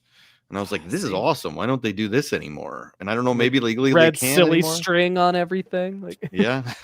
Dude. I don't know. He didn't decorate it that well, I don't think. Yeah. There's a lot of fog. Yeah. Oh, a lot of fog. Yeah. But I think that'd be the fun part, even with like with Batman as well. Like Superman, I think is just always going to kind of be Superman, but with Batman, you get to kind of do all that stuff. Like even if we're worried about like how would you do it during the day, right? And during the day you have a different style of Batman that's out. You put the blue and gray one out. You could do flashback nights where everyone is as Batman 66. You could do 90s weekend where they're all in, and it's all the villains in those costumes, like those style costumes. Azrael, have Azrael out that night. You could do No Man's Land. You could do all that stuff. I think that's what's so great about these characters. It's kind of like, that's what weirds me out, that Marvel and Disney don't attempt to do anything like that. Like why they haven't done Marvel Nights at California Adventure. Like they do Star Wars Night. Why they haven't done Marvel Nights is beyond me. because they have so many characters and costumes. Well, they do, like, they did the coolest. I mean, they did a zombie Captain America around Halloween, which I gave them credit for that. Yeah. But it's really just like, I feel so locked down the way they do everything. Yeah. And I guess, yeah, they should do just some sort of Marvel night, but they're not going to do all the versions. They're just going to do the movie versions. And I'm not anti-Marvel movie. I like a lot of the Marvel movies, but like, right. they're so like synergy focused. It's like, there's good things and bad things to like a big corporation controlling things. Obviously, like sometimes you want stuff to get just taken seriously and give it budgets and marketing, and that's all good. But then when they got their like grip on it, there's not as much fun. There's not as much like spending money on fun stuff versus, well, we have to spend money on this costume because it looks like the guy in the movie, and that'll sell more. Like, it just, this corporate thinking around it just like starts to stifle the fun. I wouldn't want these parks to be like just promotion for movies like that. Right. That's, but it's what increasingly is happening with everything. But that is it. Like, Thunderbolts came out, so the Thunderbolts are at the park. Right. That's Wolverine what it is. Came out, Deadpool, Wolverine are at the park. Like, you don't get to have like, you'll have your staples that still show up, your Thors, your Lokis. Yeah. Like your Caps. Obviously, Spider-Man will always be there, but it always is like, that's the bummer to me, is that we don't get like when they do 90s night, which I think is only at Disneyland. It's not on the California Adventure side. But even if you're doing it at the Disneyland, no, it's on the regular site. It's on the regular Disneyland side. Okay. Yeah. Okay. No, it is. You're right. But even if they're over on the regular Disneyland side, if you're doing 90s night, why not have Scarlet Spider just at the park? Like, it's just like, to me, it's just like mind blowing that it's like, why isn't Wolverine out that night? Why isn't, this is why you have to like thank the Lord for the Marvel Superheroes Island, because I'm like, I don't think they're ever going to put a comic book design in the theme parks. I don't think that it will ever happen. I hope I'm wrong. I hope I eat my word. Like, I hope they're going to prove, but like, I don't think it's going to happen. I think it's just marketing for the movies. And we still might get, like, if they do the new whatever their new X-Men is, like, if they have a mansion, we'll get a mansion, and maybe we'll get a Danger Room in 10 to 15 years or something. But like, it's not going to be we've all been dreaming of going to the ones from the comics, or the stuff that you're introduced to. Yeah, that's the dream. But so hopefully, if they did this dream of a DC of these, like, because they're famous. I guess Marvel doesn't really have as many famous locations. Maybe that's like crazy to say. I mean, you've got like buildings. The X Mansion. You've got the Daily Bugle. You've got, I guess, Doctor Strange's Sanctum Sanctorum. But like, I don't know if like the Triskelion or the Raft or like, I don't know if these other. The Avengers Mansion is just the X-Men Mansion. Let's face it. Like, it's just like, it's Wakanda is interesting looking. Wakanda is a place. Wakanda for sure. Cool. That's why I was surprised they went with Avatar for the California adventure and not do Wakanda, because that to me was just like, why aren't we just building out more Marvel? Like, let's just turn that whole side. I think that's coming in 15 years. Within 15 years, and I don't say that to exaggerate. Because when they've shown some plans, there's potential future plans for Disneyland, and the way that they had it as a hypothetical was there's different lands on the side. I don't know if you know the layout of Disneyland, but it's like there's downtown Disney, then there's Disneyland's here, California Adventures over here, and I got it flipped. But anyway, and then the Disneyland Hotel is on the other side, and you could stretch Disneyland and California Adventure out past literally to the sides of the hotel. And you'd have to connect them. You'd have to connect. I forget what the roads are, but you have to connect them. But you could just build out the parks all the way to the hotel. And in one of the pictures, it's clear that there's like a blurry looking Wakanda as a potential land around there. And I'm sure they've targeted that as like a Marvel movie that's made a lot of money, character that people like, that is a cool location. So I assume that will happen, but the way Disney does everything, it's very slow. And I feel like Avatar will open in California Adventure in 5 years if we're lucky. Right. So it just kind of like threw me for a loop that I was like, why are they how is Avatar getting all of this shit? And yet I can't get like I can't get a danger room. Although that Pandora land is one of the in Florida is one of the most incredible it's great experiences. You are on another planet. Like yeah. It's in magical. the water. Planet, Yeah. I saw Avatar 3 last week. Oh. Yeah. I didn't it's out? No. Oh. Oh. I'm bragging now. I'm just doing a brag. Mr. Hollywood here has hey, look. I'm live in Burbank, California. Ever heard of it? Yeah. I get invited to every screening. That's right. Whether you know somebody or not, they just that's right. They track you down. Mm-hmm. It's true. They force you. Yeah. But I do think that the location from the picture of California Adventure, I do think it's in the movie. I think it's sort of in the climax of the movie. You see the place they're going to build in California Adventure in the concept art. I think. Yeah, wouldn't it be crazy I am not if the climax of the movie was at California Adventure? Like there's going to be I mean, if they do more Avatars, James Cameron said one of them takes place on Earth. On Earth.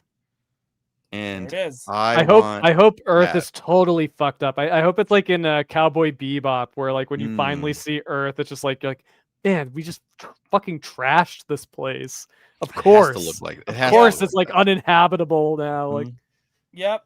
And we're on that trajectory. We're doing good. We're doing good. No, that multiverse ride that they were going to do for why are they doing multiverse? Did they not realize it didn't work? So I don't know if you saw original, and some of this is my speculation, but I don't think I'm that far off because there was art. They initially announced Avengers Ride years ago, and you've seen this original art.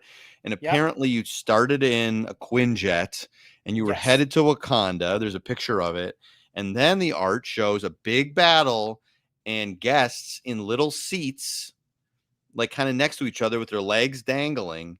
And from the looks of it, it was some sort of crazy ride where maybe you like dropped from the Quinjet into a battle. And this is, again, speculation, but it looked almost like you dropped into like a 360 theater. And had some sort of dynamic movement to see whatever battle was going on, which sounds awesome. Like whatever that was sounds awesome. And I think they were like, this is too expensive. We need to make this simpler. And now it's like, I believe the ride system that's very similar to Spider-Man and Transformers. And then Peter Pan in Tokyo that just opened. Yep.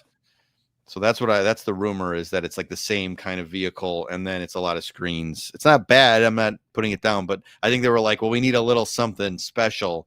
All right, throw every character we have at this thing. Yeah, but that's not what makes it special. We know this, right? Like, we'll see. They could do it. I'm sure there's a way. I love it.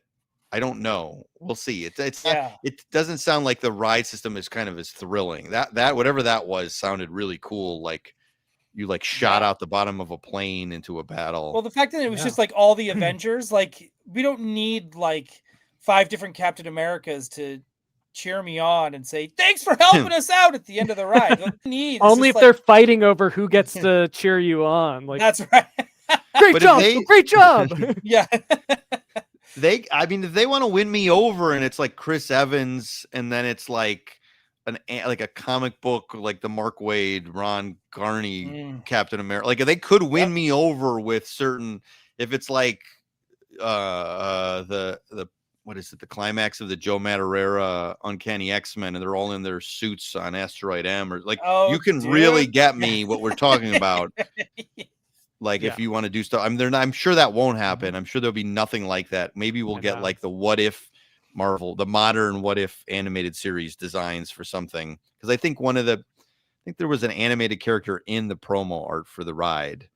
So I There think there'll was, be there like was, it was Spider-Man. It was like, okay, I think it was the friendly neighborhood Spider-Man of all things. right. So they Right? could like get Toby and Andrew while they're shooting one of these 2 movies. So there's a chance of like you throw Kelsey Grammer Beast at me, I'm not going to be upset. Right.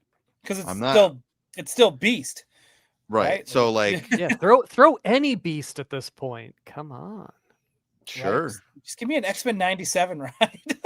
Yeah. Well, that's the That's dream. I mean, the dream Right? is moving it.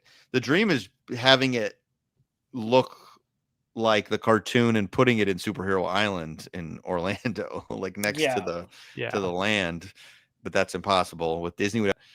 So yeah, I don't know. I'm not like so worried about the Avengers ride, but I got less excited about it when it was more multiverse stuff. Same here. I just when they showed it off, they were like, "Oh, we're gonna open this up. We're gonna put these like twirly rides, and then we're gonna have this like they look like kiddie rides in a box, and then this multiverse ride." And I was just kind of like, "Oh, I feel like we could do more." Yeah, I want to know because there's really not too much information about the Stark Flight Lab ride that's right connected to the building, and it is like you get in a little box or something, and then you get attached to like a Kuka arm. I think it like actually attaches to you, which is cool. And then it's like you're simulating flying like Iron Man, but I don't know if there's like screens to make it seem like you're flying, or it's just sort of a like kids space camp test of to see if you can like do last or whatever. But I wonder if that like because sometimes you will like rides that are deceptively fun or unique. Like, have you ever been on the Mater ride at California Adventure? Yes. Mater's Junkyard Jamboree. That kind of whips. It's one of those things that whips you around. You go, this is some movement that's very like I didn't know what I was in for just seeing it. And you see like all the dads and moms' faces if they have. You can tell who hasn't done it because they go from just sort of like blank to like. Like you can like you can see. Damn, Mater. Like, Mater's kind of crazy. I thought this was a kid's ride, but Mater's really kind of like this really, Mater guy. This guy's all right. Hey, to be fair, that everything in the Cars area is amazing. Oh yeah, it's I mean, it's the gold standard for like IP land. Other than like Harry Potter. I mean, I have many. Those two. Those are the two. I like Galaxy's Edge, but the list of problems I have with it are. I love Galaxy's Edge, and I always feel like Galaxy's Edge is at a spot still where if they wanted to add more, they can do more. They could fix it, and they could fix it, or a lot of the problems. Just like all the suits you have backstage, send some people, send them out, send the characters out. That's it. Once they box themselves at the beginning. In a certain time period, you knew that it wasn't going to last. I was like, that's never going to last, especially when Mando dropped. And I was like, there's no way they're not going to want. I'm surprised they don't do Grogu photo ops. You know how they have like BB-8 on the pedestal thing? I am surprised to this day they still don't have an area where you can go in, Mando greets you, and he takes you to Grogu on a platform that's moving and cooing and doing his thing. Sure. Right? I mean, their most famous one of their most famous characters right now is literally like a walk around character anyone could be. Like you don't need to find someone who kind of looks like Daisy Ridley. Like just put a helmet on a dude and he's the Mandalorian. Yeah, like, but he gets when Mando is out, he draws a crowd. They do have him? Yeah, they do have one. And he it has walk around. Yep, he's got a little animatronic Grogu in the pouch. But once he's there, there's a crowd. What do you want? He's a big They have deal. all the suits though. I want a timeline, an inconsistent timeline place where all the characters are there and no one cares because it's fun to see all the gotta get Darth Vader. Gotta have Darth Vader. Family photos of Darth Vader and Kylo.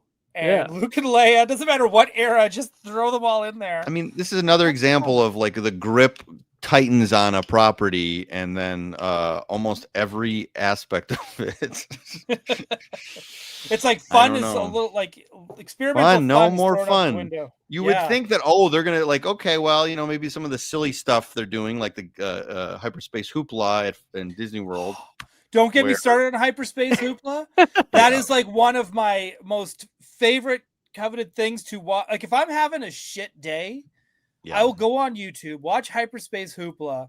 I will be reinvigorated with new life and new, just like my energy is back. The world is great. And then I realized Disney took that away, and that nobody has. Well, actually, Lucasfilm took that away. I actually got some background on what the hell happened with Hyperspace Hoopla, and There then might have been too much twerking. it even actually Twerking wasn't. Twi'leks? Get this, it wasn't even that. It Oh, wasn't really? even that. It was so someone at Disney said, "Yeah, we got permission from Lucasfilm," and it was already going on for so long. And then somebody went to Lucasfilm about it, and they were like, "We never approved that," and they shut it down. Only out of, not out of spite or nothing. It was just like out of principle. You didn't ask us, so, and you're already doing it, so no. And so, but it's like, because I know people that worked on it. You probably do too. Probably people know that. You must know someone that has at least been taken part of it. I actually maybe don't. I feel like that would be usually we would get like a response from the podcast of like, oh yeah, I was okay. a Gamorrean guard. I'll set you up. I was grinding Yeah. grinding on someone as a Gamorrean guard during the Michael Jackson Beat It number. Do you know anyone involved in a hoopla? Yeah. Of any sort? Of any sort, yeah. There's a Hoop-Dee-Doo review that's happening still in Florida that's happened for many years. I don't think I know anybody in that. That's close to a hoopla. Yeah. Alex, if you've never watched Hyperspace Hoopla, I'm going to send you a link of like the best one. Okay. Where it's like... Best, I assume, being a very relative term. But the best being is like, I think it's the horniest one. They're all horny in their own way. But there's one in particular where it's got this very attractive Leia, this very attractive Padme, and they're all like, it's like Padme and Vader, like they're having a moment. And it's just like, and it's like even like Boba Fett and Leia having a moment. I am certain the guy who plays Darth Maul is also a male stripper on the side. And in jail. How could he not be? Or or may not. But it's just like, it is so good. And it is so much fun. And you can tell everybody in it is having fun. And the crowd is going bananas the whole time. Yeah, I yearn for and this is so funny because I never in a million years would have thought this, but I yearn for the day when all the like properties and IP I love were not managed in the least. And just like the comic didn't make any sense compared to the like, this is also like, if you told me like which would you choose, the way it was or the way where it's like, oh, the narrative is this and it goes from this to this, I'd go, oh, interconnected all the way. Of course, please, monkey's paw. Let me wish on that. And then you're like, just like, oh God, so much great stuff came out of just a very loosely or not managed at all situation. Yeah. Right. My favorite Star Wars stuff is like the Japanese commercials that came out in the 80s. Like, just like get creative, get silly. That's the like fun of all of it. Yeah. I think that's what made the novels and comics, like even the Marvel comics, all the way to Dark Horse, because they kind of might have had their own canon, but that was the whole thing. You could take what you wanted from it and build your own canon, add to your own head canon. The novels did that. The comics did that. Cartoons did that. I actually thought it was all really special, and it's just kind of like everything got too serious too quickly. Then Robert Rodriguez does like, Tatooine modders, and everyone like loses their fucking minds. Like that in Star Wars. Man, if they did Hyperspace Hoopla today, people would be. You'd have a group of. I think there was fans even back then that were mad that Hyperspace Hoopla existed, because how can you have these two people from two different timelines dancing and interacting? Well, that's the point. It is like, that's the point of the show. Like, it's they didn't have LMFAO in a galaxy far, far away. Dude, that's one of the things, right? Like, it's just, you got 3PO wearing that LMFAO cardboard robot hat coming out, and you've got Chewie going off on hey, yeah, you know, it's just like it's so, dude, it's so good. Yeah, Honestly, you shouldn't have mentioned Hyperspace Hoopla because now you lost me. Like that's I it. know. You talking about Hyperspace. What were we Hoopla talking all about? night. What's the topic of the show? Yeah, right. I am in so many. I am in so many like Facebook. I'm a lurker in a lot of Facebook. I'm a Ninja Turtle insane person because most of the stuff is here is Ninja Turtle. There's Batman, Ninja Turtles, Little Simpsons. I got your Nice. Ghostbusters somewhere here, right here, I think. Oh, nice. Right. Those are some good IPs, though. Real quick, there's no like Ninja Turtles land, no Ninja Turtles theme park at all, right? I know. That's weird too. Yeah, no sewer lair, no technodrome. Could you imagine? I could, yeah. Every day, every morning of my life, I imagine. Animatronic Krang, like, come on. Well, just like Toka and Razor looking like they do in the movie, just like give me around. They could do walk around characters like that now. That stuff's very sophisticated. Like it's tricky because like they have in the American Dream Mall in New Jersey, there's a couple little turtle things. They're not highly themed, but I think Turtles falls in the same zone of Ghostbusters where they are so incredibly well known.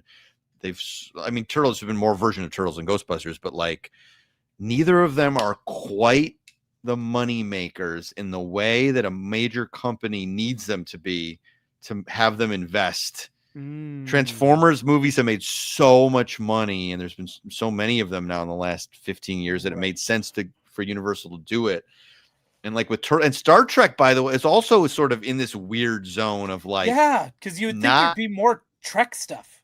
And there's been more Trek stuff than there has been Turtle stuff. Yeah. And obviously the Vegas thing lasted forever. Yep. And they did a Star Trek thing at FanFest Nights at Universal this year, which apparently was awesome.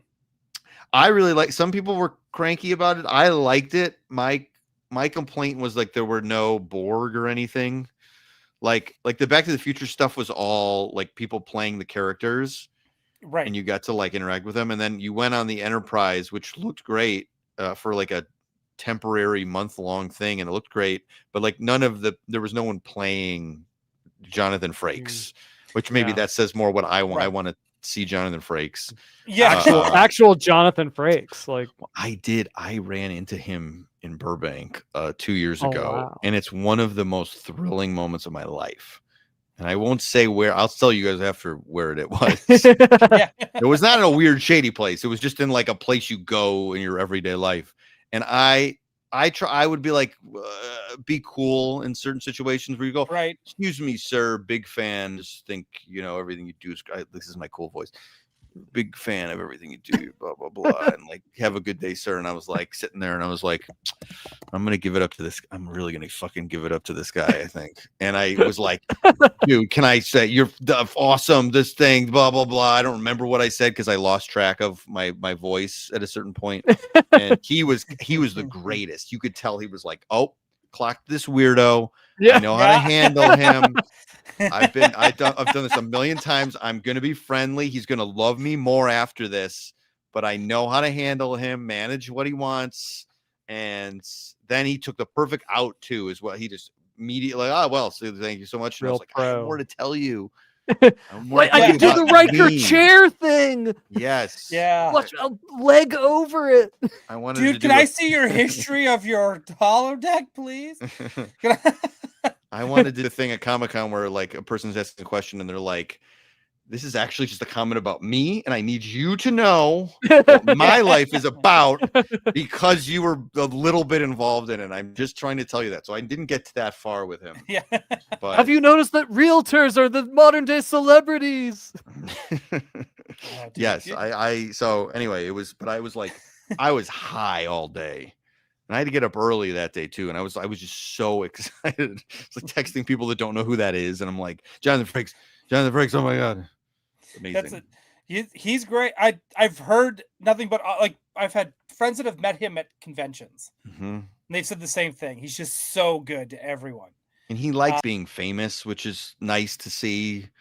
Like, he's just like, I like people saying nice things to me. Which is, it feels wasted if somebody's like hates that. Not that you have to bug everybody anytime, but like.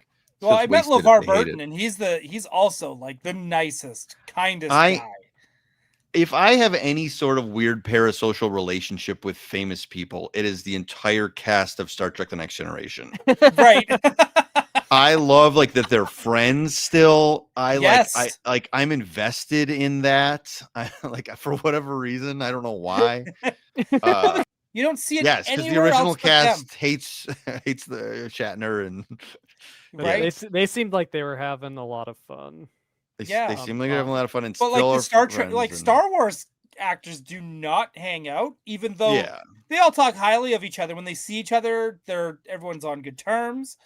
Now, but it's just like, but with Next Generation, it seems like they just carried on and just all hung out. And I think the only other one maybe might be the OG Avengers cast. Maybe. Yeah, Right? yeah. They seem to like each other. They're in their text thread, and they got on to like they spend 5 minutes like endorsing a candidate together for some sort of video. So they'll do that. They'll put in 5 minutes worth of work to do that. I mean, they don't even make those movies together, right? So, Yeah, that's all green screen. Yeah. This is a good one too. Traveltron. Oh yeah, that's Lord true. of the They Rings do seem cast. to be friendly. Yep. Yeah. As well. But burying the lead that Neil Hamburger threw a drink on you. That's awesome. That is wow. fun. That is exciting. Yeah. Wow. That is funny. Yeah. I saw him do that like maybe 15 years ago, and not throw a drink, but like just like on stage. Dude, I was like Neil scared. Hamburger thing. I was scared. Yeah. When he was doing Neil Hamburger. He's so Yeah. brilliant. Yeah. Yeah. So yeah, anyway, I got off track there with Star Trek, but yeah, Turtles is like that, where I'm just like, I don't know what it's gonna take. Maybe massive turtle hit movie. Yeah, well, because that's like the one working on one, aren't they? Isn't Brandon Cash making a Turtles movie? Yeah. Like as we speak. Fingers crossed. Yeah. My credit card company knows all about this Turtles Brandon Gash Mondo situation. Yeah, and they will be kept abreast of the situation. But I think if they did, when I see that Donatello, I'm just right away. I look at that and go, "That's how you bring Turtles back to theater."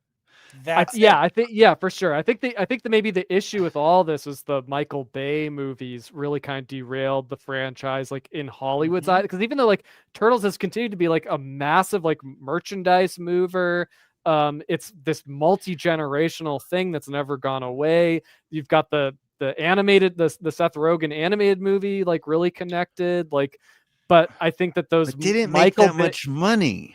It didn't make them. The toys sold like crazy. Yeah. But the movie didn't make nearly like Transformers level. This is the weird thing with it. And as much as what you're saying about like this is how you do Turtles again, I agree. That's what I want. I want to see like Krang realized in that 90s style. But I'm not convinced that that's the ticket to Transformers success. I'm convinced that like the people we know would be obsessed with that. But I don't know that that's the general public. I don't have an answer for what the Transformers Turtles is. Maybe it is what they're doing now with, because the guy who's producing Sonic is doing the new Turtles. Yeah. So that might be the best chance at big budget, even though it's not necessarily. And Sonic movies are making money hand over fist. So maybe this man that I should DM and be like, let me be involved, sir. Yeah. Cold DM him. I agree. I think you should be part of it too. Yeah. I wish. I feel like I've earned it with the wall of crap I have over here. Yeah, absolutely. If that's how we're going to judge the basis of the experience you need in order to work on this movie, I think you nailed it. Turtle fans specifically, I think because of the toys, Turtle fans, and I mean like real fans like I was, were as a kid, we hung in front of the kindergarten, and every kid picked Twinkle, Twinkle, Little Star, except for me, who sang the Ninja Turtles theme, the entire version of it, which, of course, is not the most catchy tune in the world. And I remember feeling like this is taking a million years. I remember thinking, this is so uncomfortable. I have a very vivid memory of it. I haven't even gotten to the Raphael verse yet. Yeah. Right. haven't even gotten to the turtle intros. Splinter taught them to me.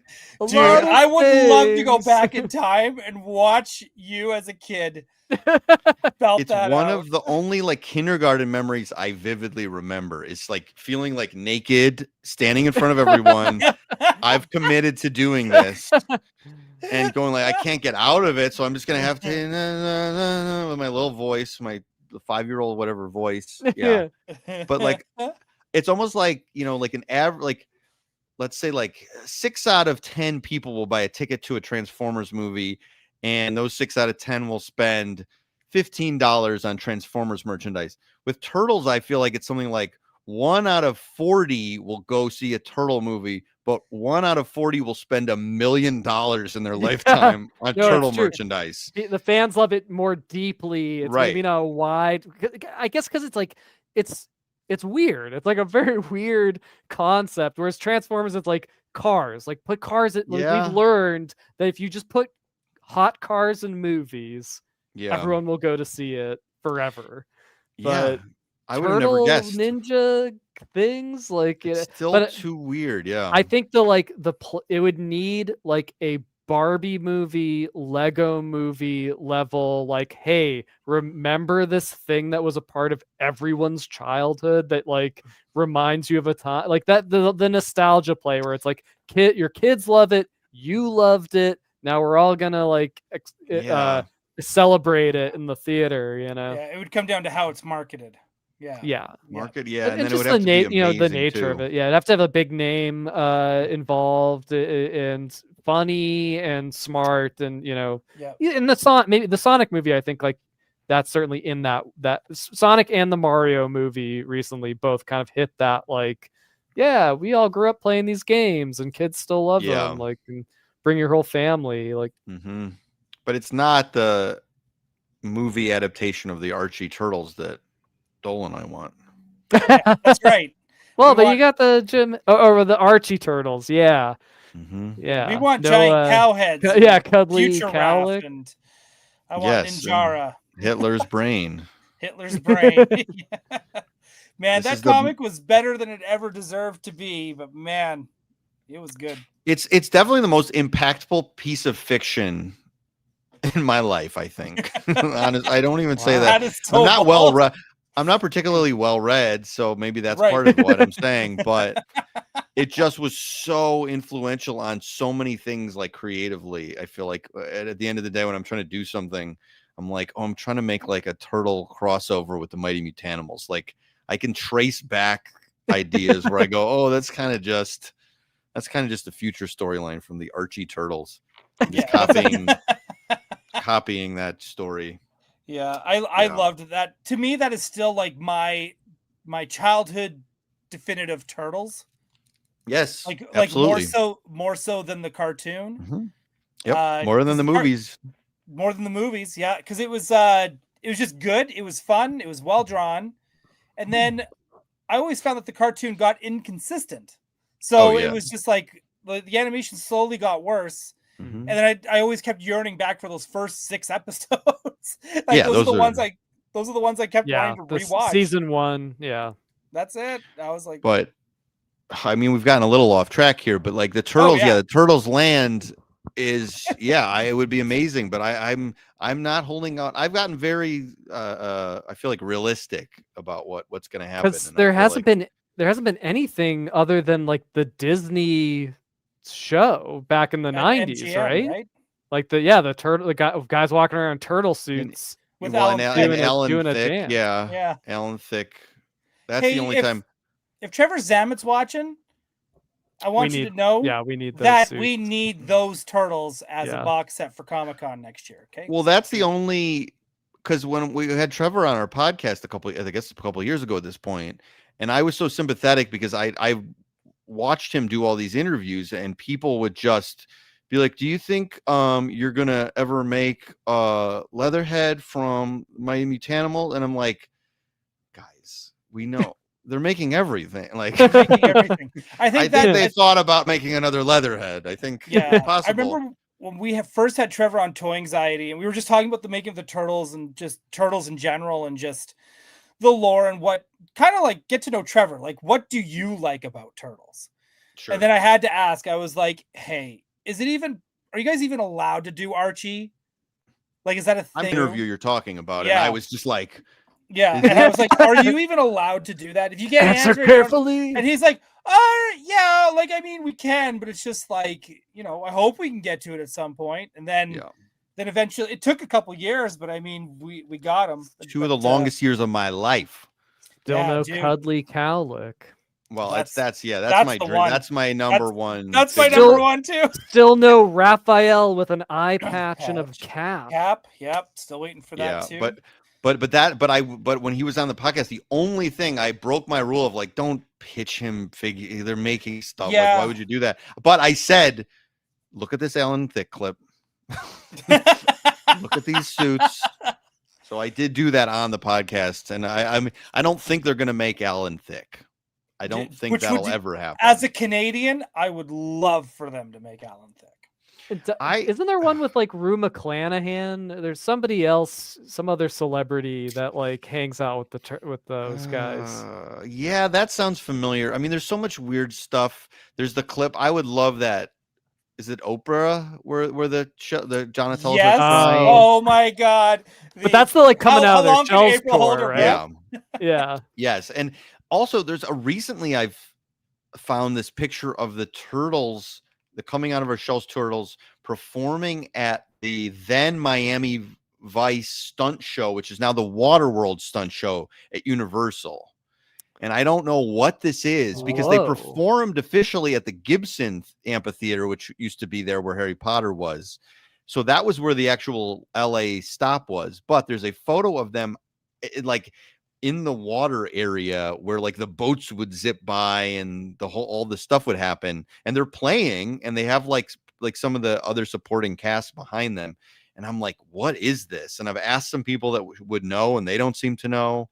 So I'm guessing just some sort of promotional thing, but like that's a real, if anyone out there knows, let me know what that was, because I don't think there's a video of it, at least online. Oh, now we got to do some research. Everyone's got homework. Yeah. Homework, please. Please do my homework. Maybe more than wanting a theme park. What I really just want is a Turtle Lair Airbnb.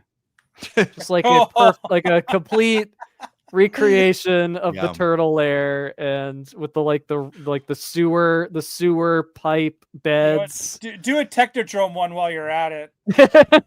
Well, that's maybe a little more ambitious than a sewer with some beds and a couch, old couch, some beds in a tube. The older I get, that you're describing really what I want is just to sleep in everyone's bed. I want to sleep in Wolverine's bed in the X Mansion. Yeah. I want to sleep in Patrick Stewart's bed on the Enterprise. Like I want to wear like his Riker's robe, and I want to get tea. That's really what I want.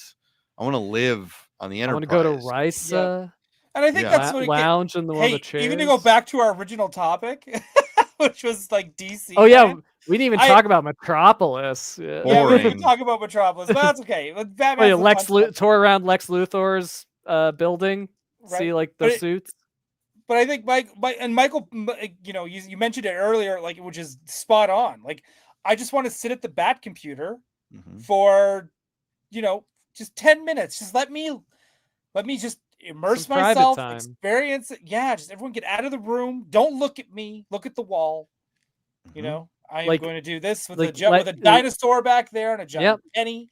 Get up, maybe just look at the different bat suits, like just kind of like you. Well, they should have it clueless. Like you can, you can press a button and like cycle through all the different types of bat suits and be like, I want to wear today. Scuba adventure, Arctic deep dive. Yeah. They got so close with the Millennium Falcon ride because the Millennium Falcon, when you go into the room and you sit down, it's awesome. And that's really, you almost get rushed out of there too soon. You go after you've waited for troopers. Yeah.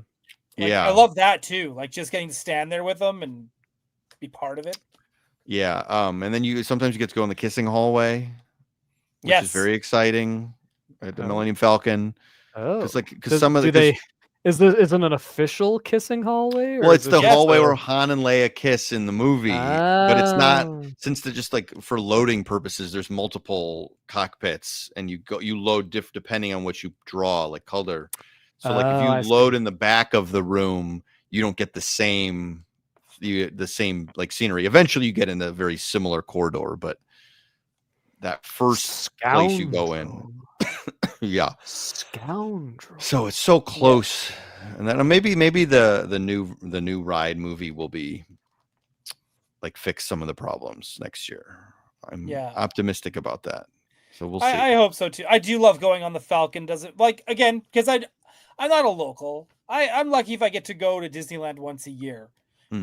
So to just be near the Falcon sometimes, I'm just like, this is it. I don't want to That's the thing, leave. just to touch it. I mean, and say like same thing with like a Batmobile. Like it's just like just have it out in a courtyard. You can just get your picture taken with it with like history.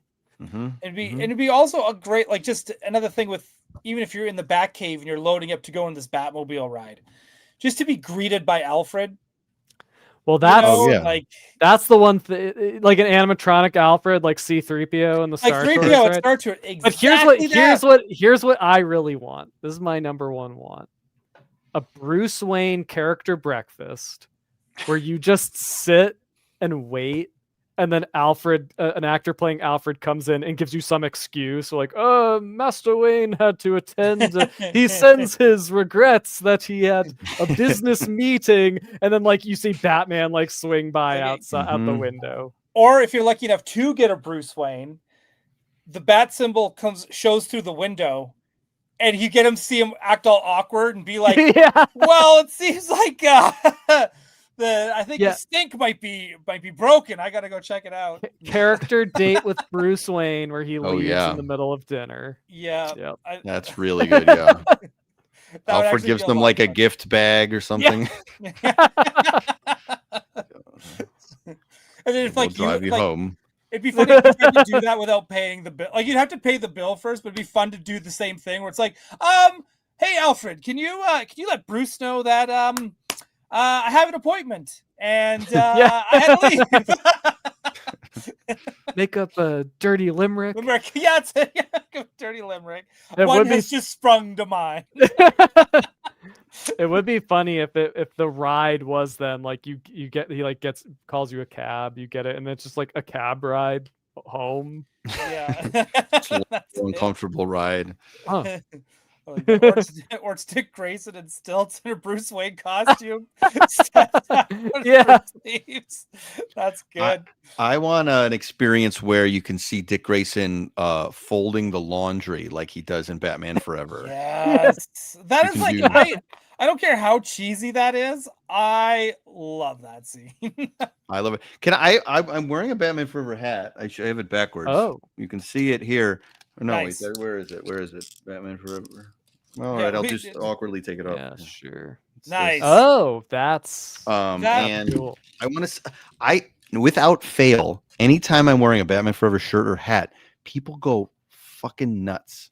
Yeah, because first off, they're expensive, like the vintage ones.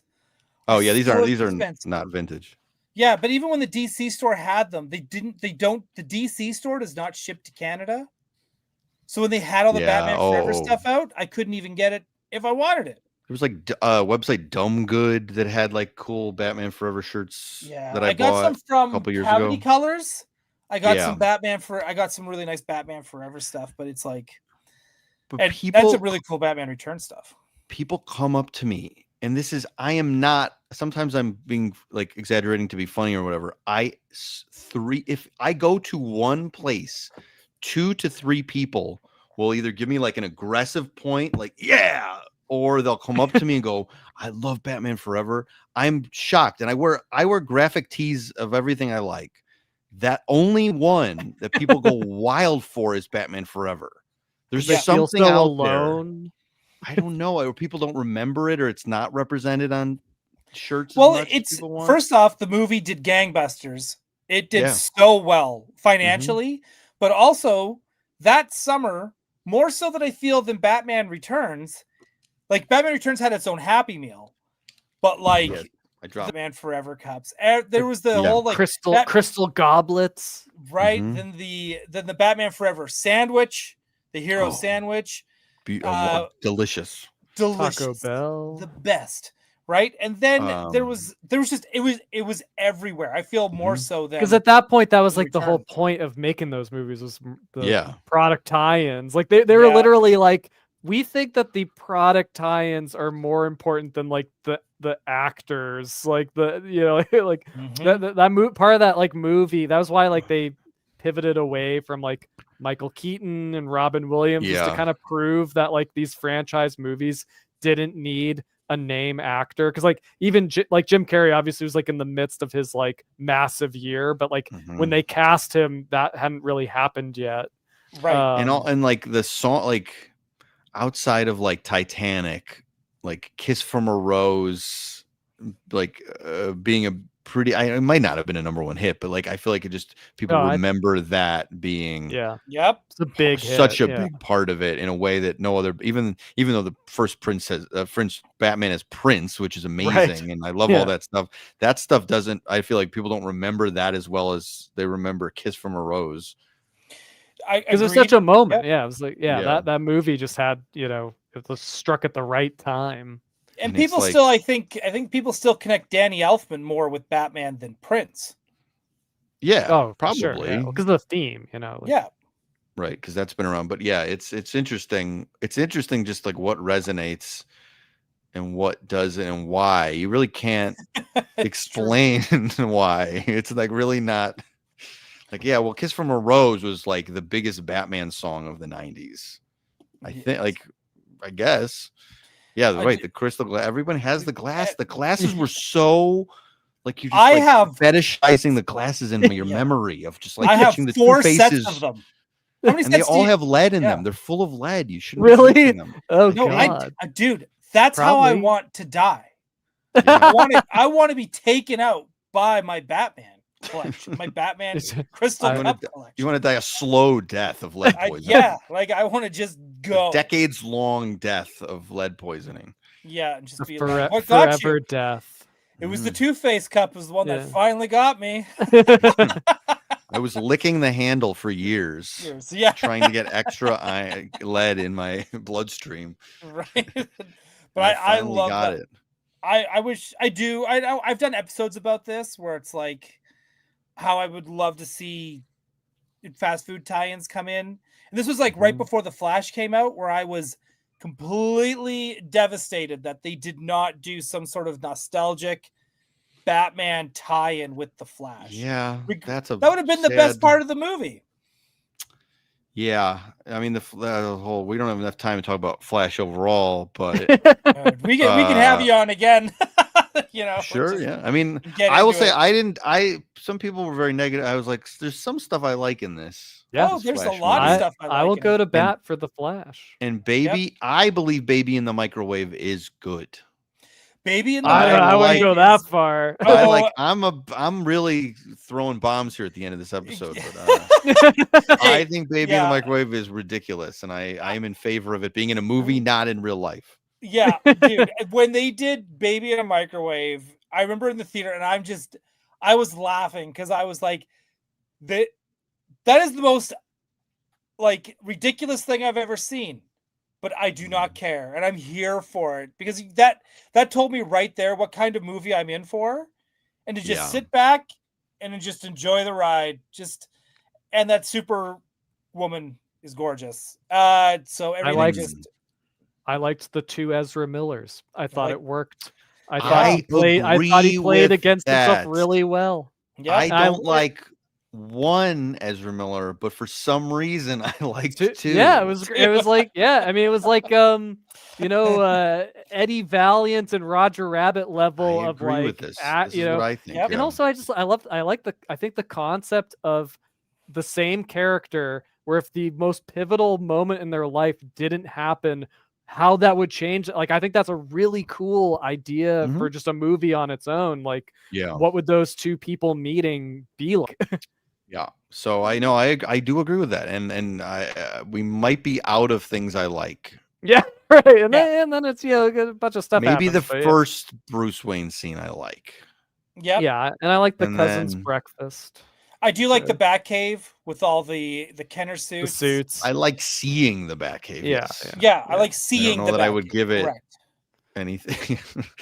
I Correct. mean, look, what is a movie? It's things you see and you like. That's what, if we break it down to its essence, Yeah. that is what we're talking about here.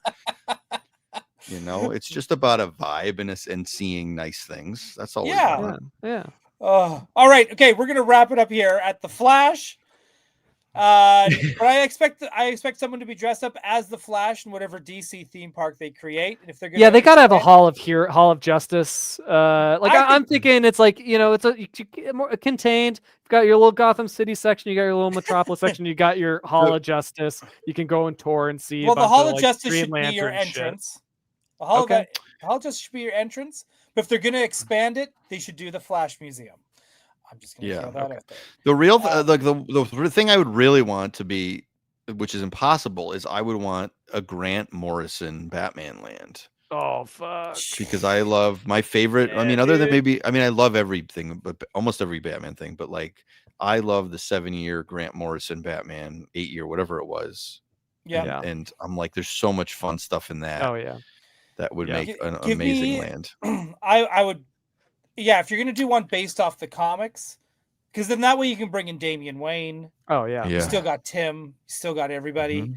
Like I could Everybody. see Professor Pig, Professor Pig. Mr. Toad, Mr. Yeah. Give- Just seeing the the flamingo, quite- the Prince, the quite- the flamingo. Yeah, the flamingo. Yeah. Just seeing the La- Quitely suits, like Yep. Sorry. all that. No, Amazing. Again. But I think that's if once you just build that good generic iconic Gotham, you can just cycle through the styles. It would be nice.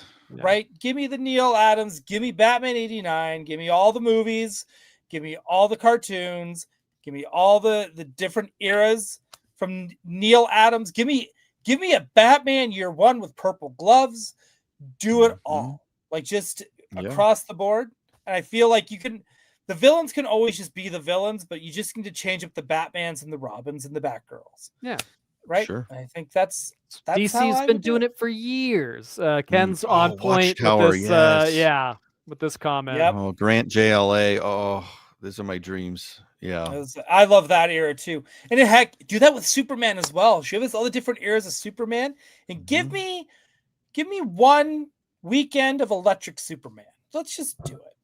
Yeah. Let's do it. Oh, I like that look. Oh yeah. Electric. Oh, I I do. love Electric Superman. Same here. I am not shy about it. It actually it one last thing. It would be really crazy if if the aesthetic was like Batman the Animated Series, Fleischer Superman, like kind of that like Art Deco, like just being like transported in time, like that would be.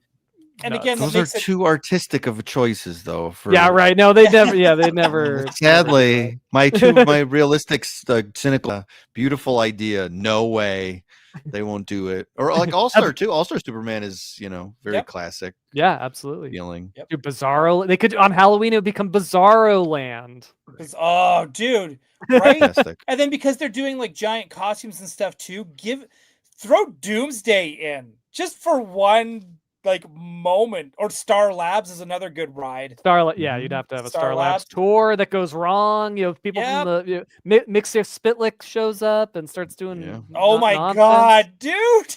Yes, right. Okay, so maybe there's a lot you can do with Superman. Okay, I guess we gotta. Yeah. I guess we have to come back to this just to do Metropolis.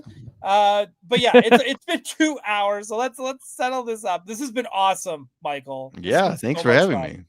This has been let's go through it. First off, I want to say this. Next week, he probably doesn't even know it. I've never confirmed with him. But guess what? Ken's going to come on the show next week, whether he likes it or not. I've announced it's happening. And that's it. I don't care. Shut up, Ken. You're coming on the show. Shut up, Ken. Yeah, shut up, Ken. Michael, where can they find you? I do a podcast. That's mostly what I'm doing online. So it's podcast The Ride, as if it was Back to the Future, The Ride. And that's everywhere you have podcasts. We're on all the social medias. We're on Patreon. We have bonus episodes, like ostensibly most of the main like stuff you've heard of in the theme park world. And then sometimes we get a little obscure or go down a very like niche interest of ours that might not be so theme park related. And then sometimes the audience votes on us doing something very strange, like the Paul Lynde Halloween special. If you've ever seen that, we did an episode about that a couple of weeks ago for Halloween. So there's a little more strange pop culture nonsense on the Patreon. But I'm Michael R. Carlson on Instagram, and I'm still Fat Carlson, PHAT, because it was my backyard wrestling name. Nice. And that's still on Twitter, or whatever you call X or whatever, which I guess I should leave. Should have left a year ago, I guess, but whatever. I'm around, but Podcast The Ride is the main thing. Awesome. No, dude, and it's a great show too. It's super fun. I love how you guys, and just like this show, we'll deep dive and then you go off a tangent and then come back. Yes. So that's how you know it's a real podcast. That's how and it's great. Not unlike a good ride itself. That's right. Exactly. Like, dude. Exactly. Alex, what's happening with you? What's happening with Mondo this week? And yeah, there's a certain Batman character getting a poster. Well, Two-Face. We got a Two-Face poster. Is that what you're talking about? Yes, that's what I'm talking about. Yeah, amazing. Yeah, awesome. Two-Face poster by Brett Park. Blitz Cadet is his art handle, and yeah, it's beautiful. It's just, I mean, just the grisliness of the description. It's cool. It's an awesome poster. But yeah, if Mondo, we're doing a stream tomorrow talking about Skeletor, our 1/12 scale 2000X Skeletor figure. There's the pre-order window for that's going on right now. And yeah, next Tuesday we're doing the YHS Ghost Core marathon stream. Which definitely tune into that. Starts at 8 o'clock Eastern time, I believe. Yep. But yeah, just we're gonna have there's probably gonna be some more Mondo streams and stuff before the end of the holiday. So just keep following us on social media at Mondo News on Instagram. I think it's at Mondo Shop on YouTube is our YouTube channel. And just, we got some, there's stuff, maybe some stuff to be revealed. Maybe we haven't seen all that there is to see before the year ends here. So, yeah. Mondo just wants my money. As for me, I'm Ryan Dole. You will find me over at Toy Anxiety on Tuesday nights. And again, like just Alex said, tune in because we're going to do that stream. And then the charity stream. Then, again, Wednesdays you'll find me here. I think this Friday on DL44 Network, Trevor Zammit and I are going to be talking about Star Wars. And we're going to be doing we're going to be talking about the planet of Kashyyyk. Oh, we do over on Unknown Regions. Big one. We're jumping over. We've done so many obscure ones. And we decided that we're going to do Kashyyyk in honor of like holidays. And Life Day. Even though Life Day is like back in November, we kind of went, hey, maybe we should have done that. Well, let's do it in December. So what must that planet smell like? You gotta wonder. Pine. Wet dog, I would. You think wet dog and trees? But maybe it's just like something unusual, like you don't expect, like dryer sheets or something. Do you imagine? That's why he's always so huggable. Yeah. Like people are down to hug Chewie. Wookiees are obsessed with grooming. Everyone knows this. Yeah, alien like, planet. Wow, We don't know. He smells like he sweats fabric softener. This is is amazing. Could be. So we're going to be doing that on Friday. But yeah, I'll be in my regular places. Yeah. Oh, and tomorrow. Oh, there might be a special Gotham City Today stream. Oh, right. There might be a midday stream. Everyone keep track of that because I think Alex and I are going to try to do one during my lunch break to talk about the Supergirl trailer. Very important. Oh, I almost completely forgot. Yeah. Oh, look out. Alex, saving the day. Oh, man, that's great. Okay. So with that said, everyone have a great night. We'll probably see you tomorrow in the afternoon. All of you, everybody. No one's busy. It's all good. All right. Have a great night, everyone. And we'll talk to you